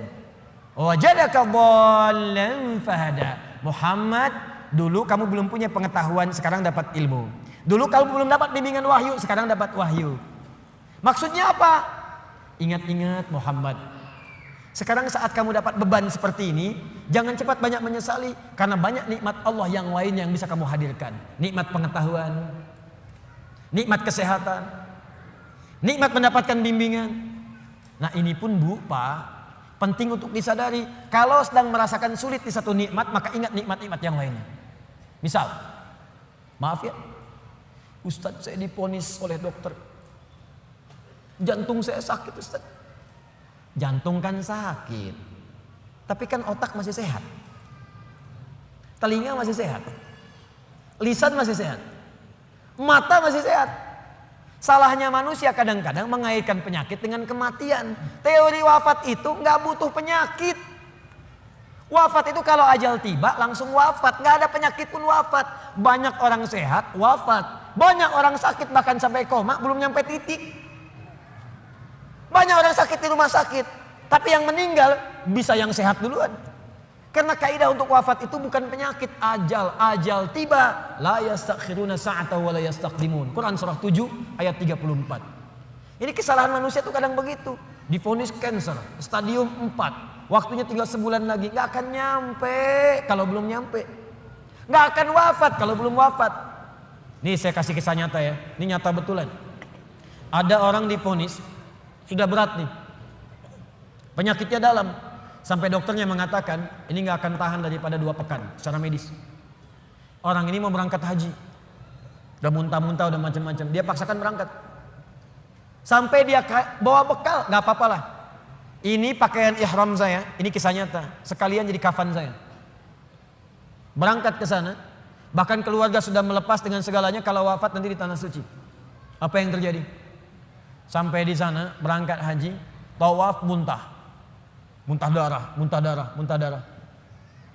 Berangkat lagi. Tawaf pertama kan umrah tuh, tawaf kudum. Selesai. Sampai kemudian masuk wukuf di Arafah, sudah sepekan.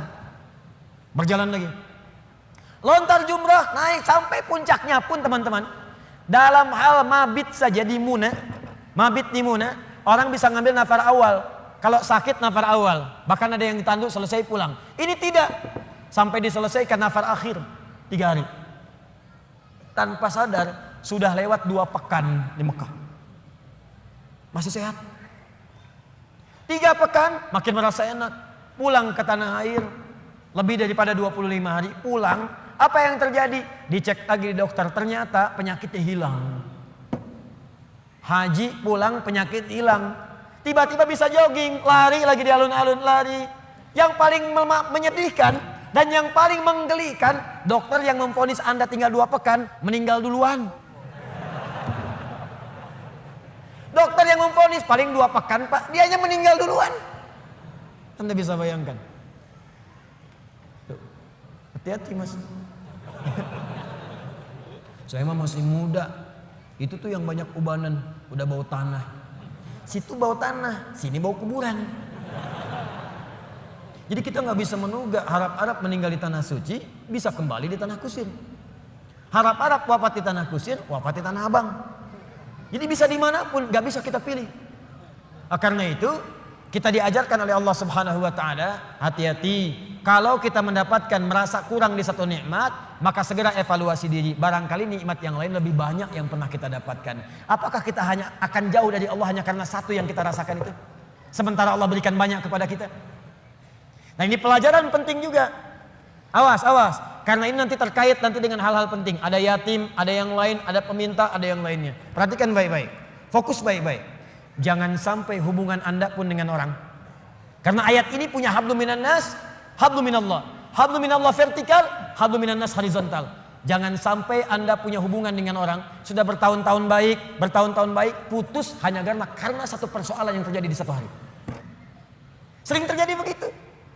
Anda nggak sadar, bertahun-tahun berteman, bertahun-tahun berkolega, bertahun-tahun bertetangga, di pemerintahan, di jabatan, di harta benda, di macam-macam. Cuman gara-gara satu persoalan lupa dengan kebaikan yang pernah terjadi di masa-masa lalu. Kalau itu terjadi dalam hidup Anda, maka Anda sedang dikuasai oleh setan. Anda sedang jauh dari Allah. Karena ayatnya mengatakan orang yang dekat dengan Allah tidak akan dipengaruhi oleh persoalan-persoalan yang tiba seketika dan dia tidak akan melupakan kebaikan-kebaikan yang pernah terjadi di masa lalu. Lawan dari Allah itu tagut. Tagut terbesar itu setan. Allahu waliyyul ladzina amanu yukhrijuhum minadh dhulumati ilan nur wal ladzina kafaru awliya'uhumut taghut. Tagut terbesar setan. Jelas sampai sini? Awas, hati-hati, kasusnya banyak terjadi. Banyak terjadi di pemerintahan karena masalah persaingan sudah lama, tiba-tiba sehari nggak sahabatan lagi. Di perdagangan karena masalah proyek satu, padahal sahabatan karena proyek satu, tiba-tiba jadi musuh yang sangat dalam. Bertetangga sudah puluhan tahun gara-gara pohon mangga, buahnya di si A, ya maaf, pohonnya di si B, buahannya ke si A, jatuhnya ke si A melulu, ribut, nggak selesai. Ada kejadian begitu? Banyak. Kalau Anda dekat dengan Allah, Anda akan lapang. Mau mangga silahkan Pak, kalau bisa ambil dengan pohon-pohonnya dari sini. Jelas ya? Baik, kalau sudah seperti itu, maka syukuri semua nikmat tadi. Fa ammal yatima fala taqhar. Muhammad sallallahu alaihi wasallam, dulu kamu pernah yatim, kamu dirawat, maka sekarang syukuri nikmat dengan merawat anak yatim. Nah, ini maksudnya, maaf sekali lagi, tolong hadirkan syukur sesuai dengan nikmat yang telah Allah berikan kepada kita. Contoh, Allah berikan nikmat harta, maka keluarkan syukur itu dalam bentuk harta juga. Rajin bersedekah, rajin berinfak. Ya, Allah berikan nikmat Al-Quran, maka berikan bentuk syukur dengan bentuk Al-Quran juga. Ke masjid imami, ajari murid-murid Quran, buka majlis ta'lim tentang Quran, itu bentuk syukurnya. Di ketika Nabi pernah yatim, dirawat oleh orang lain, kemudian kata Allah, wujudkan bentuk syukurmu dengan merawat anak yatim juga. Fa ammal yatima fala taqhar. Maka jika ada anak yatim, sayangi. Wa ammas sa'ila fala tanhar. Kalau ada orang nanya, kamu kan Muhammad, saya berikan ilmu, berikan Al-Quran, berikan wahyu, maka bentuk syukurnya setiap ada orang bertanya tentang ilmu, tentang wahyu, berikan kepadanya. Berikan. Jangan tutupi. Sesuai dengan kadar kelapangannya. Maka itulah prinsipnya, kalau kita ingin bersyukur dan ditambah nikmatnya oleh Allah, setiap diberikan nikmat maka cepat syukuri nikmat itu sesuai dengan fungsinya. Kalau harta, sedekah. Kalau ilmu, ajarkan. Kalau Quran, tampilkan. Demikian seterusnya. Kalau Anda hidupnya begitu, ringan kita. Terima kasih, terima kasih, terima kasih. Jadilah terima kasih. Enak. Dan gak akan ada beban. Ini saya bingung deh. Kadang-kadang cuman karena rebutan mobil, rebutan motor berkelahi, dua-duanya meninggal. Motornya gak ada yang dapat. Cuman karena rebutan minum, berkelahi, rebutan lahan. Kemarin ada orang rebutan lahan sampai berkelahi, bacok-bacokan. Ada yang pakai golok sampai meninggal, sekian wafat, sekian luka. Aduh, ketika meninggal dapat apa? Tanahnya nggak dapat, lahannya nggak dapat. Apa yang didapatkan meninggal? Yang dibunuh meninggal, yang membunuh meninggal, dua-duanya wafat. Cuman statusnya beda di hadapan Allah. Karena itu jangan berlomba dengan urusan dunia, capek. Nggak elit, nggak keren. Wafatnya nggak dapat apa-apa. Setelah itu baru kan bicara kepada diri Anda. Nah, ini bagian terakhir. Wa amma bi ni'mati rabbika. Bagian terakhir. Dan kalau Anda mendapatkan nikmat dari Allah Subhanahu wa taala, untuk menguatkan dan mensyukuri nikmat itu, boleh Anda kemudian membincangkan nikmat itu. Kalimat Qur'annya fahadits, bukan fa'akhbir. Kalau fa'akhbir, sampaikan pada orang. Bikin pamflet dari Sabang sampai Merauke. Alhamdulillah Allah berikan kepada saya nikmat rumah yang luas, pasang, bikin status di Facebook, bikin di Instagram, mobil baru, foto, ceklik. Alhamdulillah, nikmat Allah saya mendapatkan Lamborghini. Itu Maria pamer. Alhamdulillah dapat misalnya kalung baru. Alhamdulillah berlian baru, foto, ceklik. Berlian harga 8 miliar, pajang. Bukan. Fahadits itu punya dua arti. Satu, membincangkan ke dalam jiwa secara langsung. Diajak bicara diri kita. Ya, diajak bicara. Misal, pernah kan satu waktu kita merenung? Ya kan? Lalu kita katakan pada diri kita, alhamdulillah nih, dapat ini, itulah fahadits. Jadi untuk menekatkan diri kita dengan Allah, bisa konsisten tahajud malam, tahajud. Ajak bicara diri kita. Alhamdulillah, Allah telah memberikan nikmat tahajud, besok harus tambah lagi, jangan sampai telat. Alhamdulillah Allah berikan nikmat Quran, kamu jaga ya, kita jaga ya Allah, mudah-mudahan masuk ke surga. Itu untuk menguatkan diri kita. Jadi kalau terbiasa dengan satu nikmat ibadahkah, nikmat hartakah, nikmat ketenangankah, untuk menguatkan nikmat itu hadir dalam jiwa kita, ada bicara diri kita. Supaya nikmat itu melekat kuat dalam diri kita dan terjaga sampai menghadap kepada Allah Subhanahu wa taala. Yang kedua, hadis itu bisa berarti berbagi sesuai dengan porsinya. Misal, seorang guru ingin motivasi muridnya yang khusus. Datang dia murid-murid khusus. Boleh berbagi pada muridnya. Alhamdulillah, anak-anakku sekalian, murid-muridku, Allah titipkan kepada saya hafalan Quran 30 juz. Yang dihafalkan dalam 6 hari misal. Allah berikan kepada saya sekarang titipan fiqih. Allah berikan titipan saya kepada saya misalnya titipan hadis. Itu tidak ditempuh dengan biasa-biasa. Mesti rajin tahajud, mesti rajin baca Al-Quran, mesti rajin sedekah, mesti ijtihad untuk belajar. Itu boleh, sah. Kalau ingin bisa disampaikan pada kalangan umum dan dikhawatirkan terlibat riya di situ, tidak sanggup dia menerimanya, maka sampaikan dalam bentuk yang umum. Alhamdulillah Bapak Ibu sekalian, kita sudah mendapatkan nikmat dari Allah, seperti Allah juga berikan nikmat kepada saya. Seperti mungkin Bapak Ibu lihat, alhamdulillah. Bapak Ibu juga punya nikmat dari Allah, alhamdulillah. Seperti halnya Allah berikan kepada saya juga kepada Bapak Ibu sekalian. Itu fahadits namanya. Disesuai dengan konteksnya, sesuai dengan keadaan orang yang diajak bicara. Di fahadits itu bukan kemudian mengupload nikmat di Facebook, mengupload harta benda di Instagram, lalu Anda tuliskan di situ rumah baru, fa amma bi ni'mati rabbika fahadits. Bukan begitu maknanya. Pulang dari haji boleh. Saya kumpulkan tetangga untuk berbagi zam-zam. Gak usah bicara. Zam-zamnya dibagi, kurmanya dibagi. Wa amma bi ni'mati rabbika fahaddits. Mau berangkat boleh. Minta doa. Ya, datang misalnya, bagikan makanan misalnya sedekah. Setelah itu minta doanya, boleh silakan. Jadi pesan bagi mereka, kalau dia sekarang haji, besok lusa saya haji. Yang tidak boleh itu ria. Yang tidak boleh itu sombong. Terima kasih Bapak Ibu sekalian. Di komplek ini telah datang sudi memenuhi undangan kami. Tolong didoakan insya Allah. Besok kami berangkat kloter pertama untuk menunaikan ibadah haji. Mohon didoakan lancar ya Bapak Ibu sekalian. Kami banyak dosa, kami minta maaf. Ini haji pertama kami. Mungkin juga yang pertama di komplek ini ya. Ya Pak RT belum haji, ya Pak RW belum haji, ya juga tetangga sekalian belum haji. Nanti di sana kami doakan, insya Allah supaya cepat berhaji seperti kami sekarang.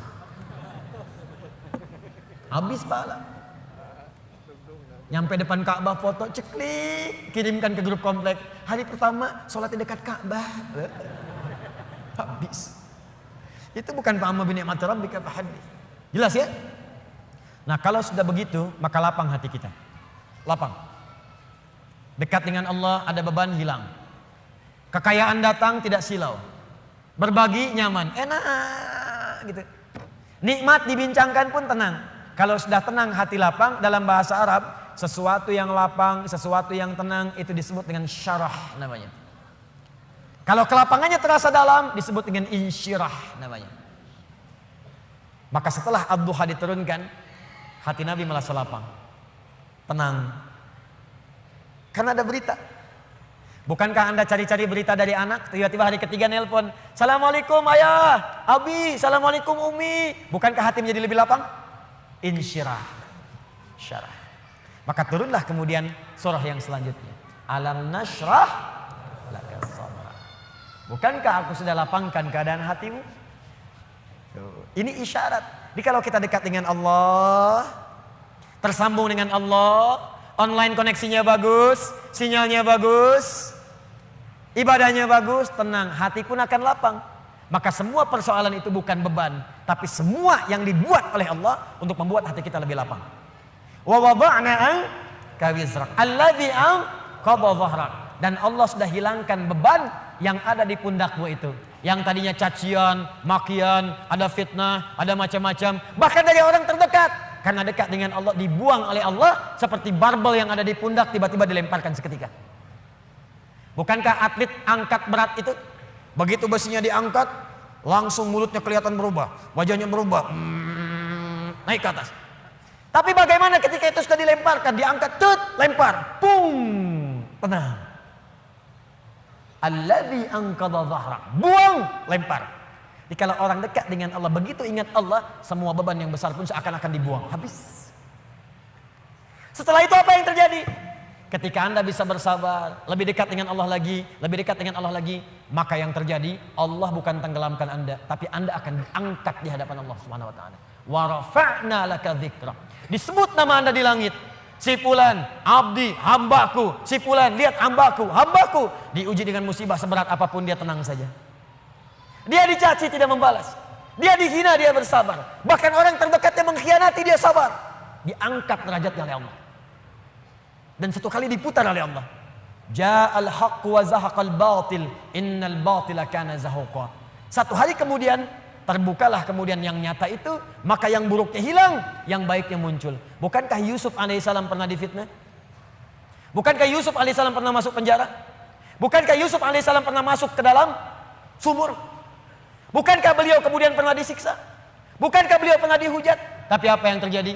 Ketika beliau naik jadi menteri, membebaskan Mesir dari kelaparan, datang kemudian punya jabatan, apa yang terjadi? Ditukar semuanya menjadi baik. Wa rafa'na laka dzikrak, diangkat oleh Allah dan semua masa-masa suram itu hilang seketika. Sekarang saya tanya pada Anda, tidak pernah ada menyebutkan Nabi Muhammad SAW. Bukankah yang terbayang kebaikannya saja? Bukankah yang terbayang ketakwaannya saja? Bukankah yang terbayang kemuliaannya saja?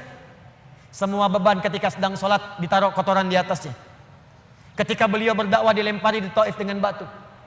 Ketika kemudian beliau sedang tidur akan diusir dikepung oleh 100 pemuda. Semua siksaan, semua tantangan. Tapi apa yang terjadi? Ketika hijrah semua lapang, balik ke Mekah, wa rafa'na laka dzikrak, diangkat semuanya. Tidak ada yang menyebutkan Muhammad kecuali semua kebaikan. Dan orang-orang sekitarnya kembali menjadi baik. Bagian terakhirnya, kalau Anda ingin mendapatkan ini semua, tidak mudah kata Allah. Bagaimana cara mendekat kepada Allah yang pertama? Maka rumus yang pertamanya, sebelum Anda lakukan dengan pendekatan ibadah kepada Allah, maka Allah berikan rumus cepat. Perhatikan rumus cepatnya. Perhatikan rumus cepatnya. Kalau sedang punya masalah besar dan masalah itu ingin cepat dibuang dari benak Anda, tidak membebani pikiran Anda, maka keluarkan rumus ini dalam kehidupan. Lihat kalimatnya. Inna ma'al, lihat. Alladzi anqadha dhahrak wa rafa'na laka dzikrak. Fa inna ma'al usri yusra. Kalau Anda sedang punya masalah kata Allah, langsung tanamkan pada jiwa Anda. Kalau perlu berkali-kali. Yakinkan pada jiwa Anda, setiap ada masalah pasti ada solusi. Itu cara mengemas kalimatnya. Setiap ada persoalan pasti ada solusinya. Bahasa gampangnya begini, kalau punya masalah langsung hadirkan di benak kita, pasti ada solusinya. Pasti selesai. Nah, orang begitu itu lebih ringan dibandingkan bikin status. Engkau tidak seperti yang aku kira. Rupanya engkau mengkhianatiku di belakangku. Terus nungguin status, disebarin ke orang, capek. Ping, dibaca. Kunaon, cek. Itu biasa, abi mah sabar. Capek. Buat apa? Yakinkan Allah tidak akan menguji saya kecuali saya sanggup. La yukallifullahu nafsan illa wus'aha. Yang kedua apa? Inna ma'al usri yusra. Ini pasti selesai. Nih catat kalimat saya. Catat baik-baik. Dalam bahasa Arab, usrun itu kesulitan yang paling pekat. Sangat sulit. Kalau kesulitan relatif namanya su'bun. Su'bun su'ubah. Bagi si fulan sulit, bagi yang lain mudah. Su'bun. Tapi Allah tidak pernah mengatakan begini. Inna ma'as su'ubati yusra. Gak pernah. Kalau su'bun, si fulan gampang, yang lain susah. Saya tanya begini deh. Maaf ya. Bahasa Arab itu susah atau gampang? Susah. Kata siapa? Saya tinggal di beberapa negara di Arab, cukup lama di sana. Saking gampangnya bahasa Arab, anak-anak kecil begini bisa bahasa Arab.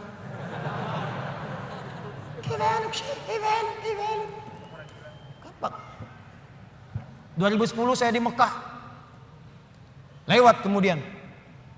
Setelah itu tugas datang berangkat lagi. Ke arah Anjum, ada hotel Anjum sekarang, bintang 4 tapi bagus. Di pelataran haram ada orang duduk. Dia itu sakit. Sakitnya sarafnya. Dia gak sadar gitu kan. Sakit saraf, Anda bayangkan. Orang bilang penyakit yang saya gak sanggup lah gitu ya. Sebetulnya tidak ada yang kata-kata yang kasar. Saya gak bisa keluar kata-kata itu. Ya, sakit terganggu jiwanya, sarafnya. Tapi hebatnya bisa ngadap ke arah hotel ceramah pakai bahasa Arab. Alhamdulillahirabbil alamin. Wassalatu wassalamu ala Rasulillahil karim. Ikhwatal kiram. Bayangkan orang yang sakit saraf bisa ceramah pakai bahasa Arab. Gampang. Kenapa jadi susah? Lalu Anda katakan itu kan orang Arab, Ustaz. Di sini orang Bandung. Kata siapa? Unta Arab ribuan tahun ada di Arab, sampai sekarang nggak bisa bahasa Arab. Beo Cililin bawa ke Mekah, 2 hari ajarin. Assalamualaikum, kaifa. Nah, ini kata orang bukan karena susahnya, ada nggak kemauan bagi kita untuk berusaha. Kalau mau pasti jadi gampang, tapi kalau nggak mau susah, itulah su'ubah. Tapi kalau semua orang susah, bisa. Maaf, bawa mobil susah atau gampang? Susah. Bawa mobil, kalau nyetir mobil bisa, bawa mobil. Susah. Gak ada yang bisa, sulit, berat bebannya. Itu disebut usrun namanya. Ain sinra. Usrun. Al-usra. Asra. Ya'sru usrun. Berat seberat-beratnya. Solusinya, kalau mudah yang relatif namanya sahlun, sahlah, suhulah. Itu bagi si A mudah, yang lain belum tentu. Tapi kalau semua mudah, semudah-mudahnya. Seperti minum air, seperti ngangkat sedotan, seperti ngambil tisu. Jangankan orang 50 tahun, anak 5 tahun bisa ngambil. Itu yusrun namanya. Yusrun. Mudah. Orang yang namanya yusrun artinya orang yang mudah. Yang ringan, yang gampang. Yusrun. Semudah-mudahnya seperti mengangkat tisu. Kata Allah, lihat sini. Kalau Anda sedang punya masalah seberat apapun usrun, kalau masalah itu ingin diringankan oleh Allah, walaupun solusinya belum datang, maka tanamkan pada hati Anda, ini pasti selesai. Mudah. Seperti ngangkat tisu. Gak ada yang susah bagi Allah. Orang yang dekat dengan Allah, dia tahu semua solusi ada pada Allah. Punya masalah dengan harta, Allah yang maha kaya. Masalah dengan ujian, Allah yang maha mengetahui. Allah yang punya ilmu. Masalah di rumah tangga, Allah yang punya solusi. Semua Allah punya. Apa yang tidak punya bagi Allah? Makanya orang yang dekat dengan Allah, begitu ada persoalan, ingat Allah. Masalah pasti selesai. Kayak ngangkat tisu, bagi Allah gampang. Jadi kalau sedang punya persoalan, Bu, di rumah tangga, nggak usah banyak mengeluh. Ya, walaupun belum datang solusi, sampaikan pada jiwa kita. Insya Allah selesai. Saya yakin itu. Kapan? Terserah Allah. Yang penting saya ikhtiar. Setelah itu ini indah. Fa idza faraghta fansab. Setelah itu move on. Itu bahasa kitanya. Faraghta fansab, move on. Kalau kita udah selesaikan yang ini, siapkan lagi rencana berikutnya. Jangan mati sampai di situ. Jangan berhenti sampai di situ. Apa gara-gara tidak lulus satu mata kuliah Anda ingin keluar dari kampus itu? Apa yang Anda kerjakan? Anda itu lulus 4 mata kuliah, gagal 1. Apa kemudian tiba-tiba ingin meninggalkan kampusnya? Tapi saya kecewa dengan dosennya. Sebetulnya saya lulus, dikasih nilainya malah D. Gara-gara dosen gak suka dengan saya. Buktikan dengan ilmu Anda. Gampang, move on. Kerjakan. Sudah, yang sudah berlalu, sudah. Sekarang saya hadapi. Hadapi dengan benar. Gak usah berhenti di situ. Di pekerjaan Anda dicela. Gak benar kamu begini. Buktikan. Sekarang saya selesaikan. Fa idza faraghta fansab. Kalau udah selesai yang ini, siapkan yang berikutnya. Setelah itu wa ila rabbika farghab. Jangan lupakan hubungan dengan Allah supaya diringankan apa yang Anda sedang kerjakan itu. Itu rumusnya. Ini memang mudah dibincangkan dan tidak mudah dipraktekkan. Tapi kalau kita jadikan manhaj sebagai acuan, insya Allah akan berpengaruh pada kehidupan. Gak percaya silahkan Anda praktekkan. Keluarkan rumusnya sebagai kesimpulan. Pertama, kalau sedang punya persoalan, yakin Allah akan menolong kita. Yang kedua, ingat baik-baik. Setiap ada persoalan, selalu ada solusinya. Yang ketiga, selalu lapangkan hati kita dalam menerima cobaan apapun. Yang keempat, cepat move on. Kalau ada masalah, selesaikan, hadapi, serahkan semua kepada Allah hasilnya. Setelah itu, siapkan rencana-rencana kita berikutnya. Kalau hidup kita begini, kita akan teratur dan tidak akan disibukkan oleh celaan dan tantangan yang hadir dari sekitaran kita. Antum jalan aja. Paham? Ini tuh seperti sederhana, dibaca tiap waktu. Suratnya dibaca saat maghrib, dibaca saat isya. Mana buktinya? Baru baca wadduha, setelah itu sudah mengeluh. Wala sawfa yu'tika rabbuka fatarda, sampai ujungnya wa amma bi ni'mati rabbika fahaddits. Assalamualaikum warahmatullahi wabarakatuh. Assalamualaikum warahmatullahi wabarakatuh. Kenapa akhi? Masalah saya belum selesai. Sabar, terapkan. Jelas sampai di sini? Nah, karena itu kesimpulan dari materi kita malam hari ini, pertama, selalulah mendekat kepada Allah Subhanahu wa taala agar hidup kita lebih mudah.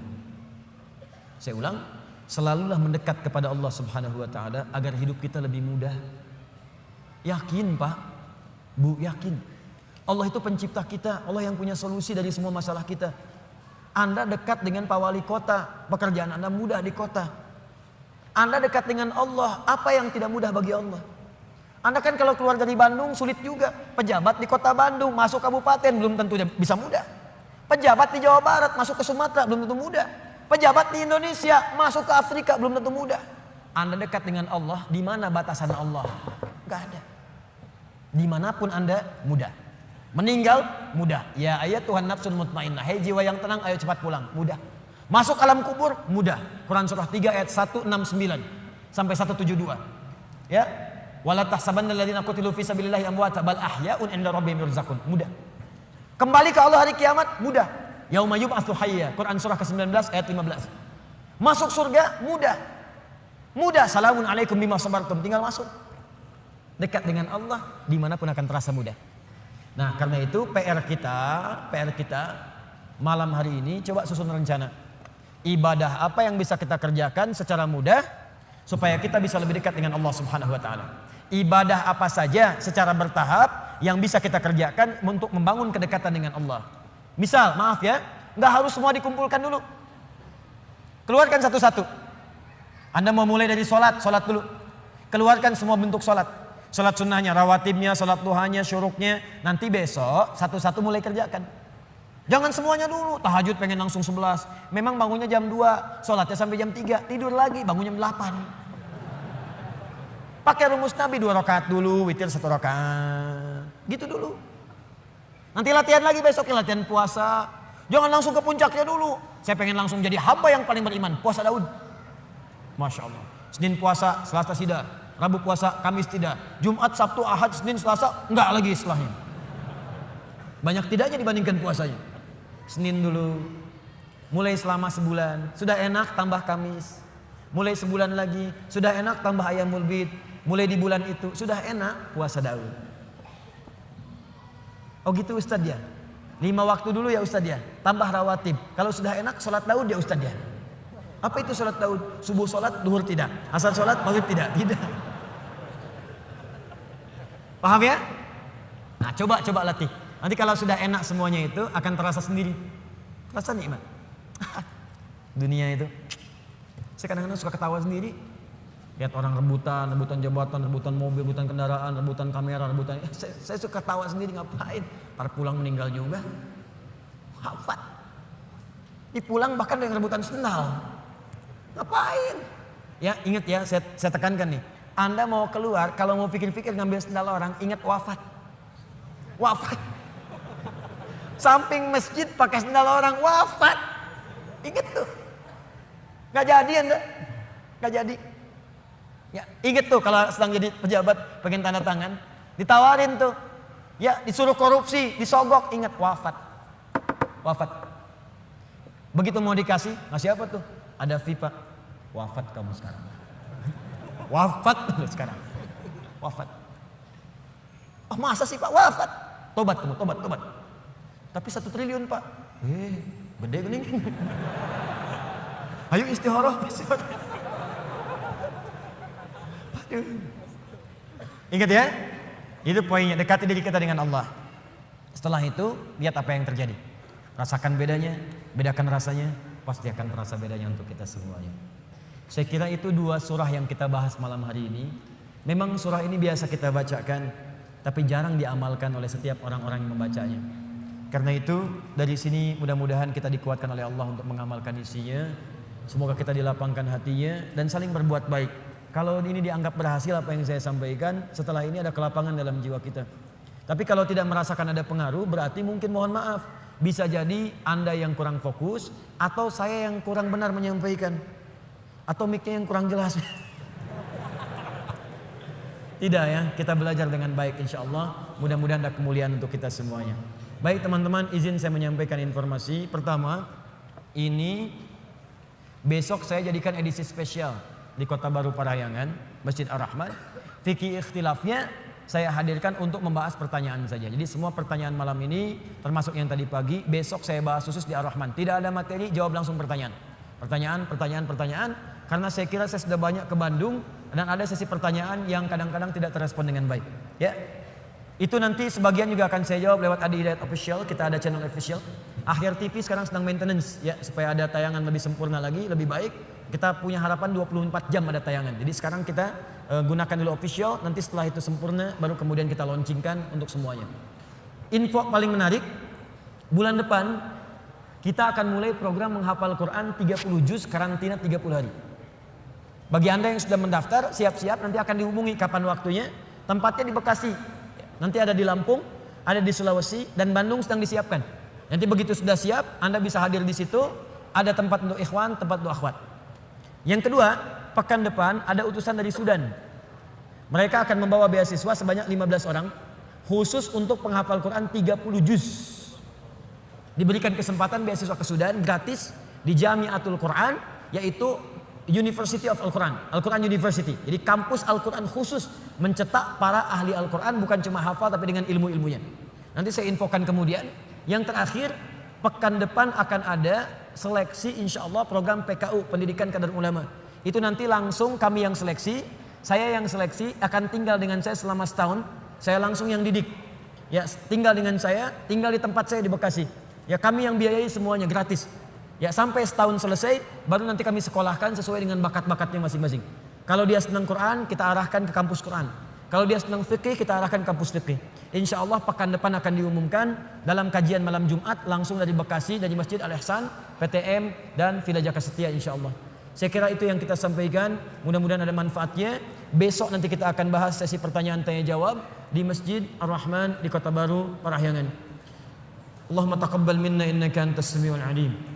وتب علينا إنك أنت التواب الرحيم اللهم ربنا لا تدع لنا في مقامنا هذا وفي كل مقام ذنبا إلا غفرته ولا هما إلا فرجته ولا دينا إلا قضيته ولا مريضا إلا شفيته ولا حاجة من حوائج الدنيا والآخرة فيها لك رضا وفيها لنا الصلاح إلا قضيتها يا أرحم الراحمين اللهم علمنا ما ينفعنا وفقنا فيما تعلمنا لنعمل بها يا أرحم الراحمين واجعلنا من أهل القرآن واجعل القرآن صحيبا لنا في الدنيا وشفيعا لنا في الآخرة يا أرحم الراحمين اللهم ربنا آتنا في الدنيا حسنة وفي الآخرة حسنة وقنا عذاب النار اللهم تقبل منا يا الله إنك أنت السميع الدعاء اللهم وآخر دعوانا عن الحمد لله رب العالمين سبحانك اللهم وبحمدك أشهد أن لا إله إلا أنت نستغفرك ونتوب إليك وصلى الله على رسولك الكريم نبيك الأمين سيدنا محمد وعلى آله وصحبه وأمته إلى يوم الدين ثم السلام عليكم ورحمة الله وبركاته.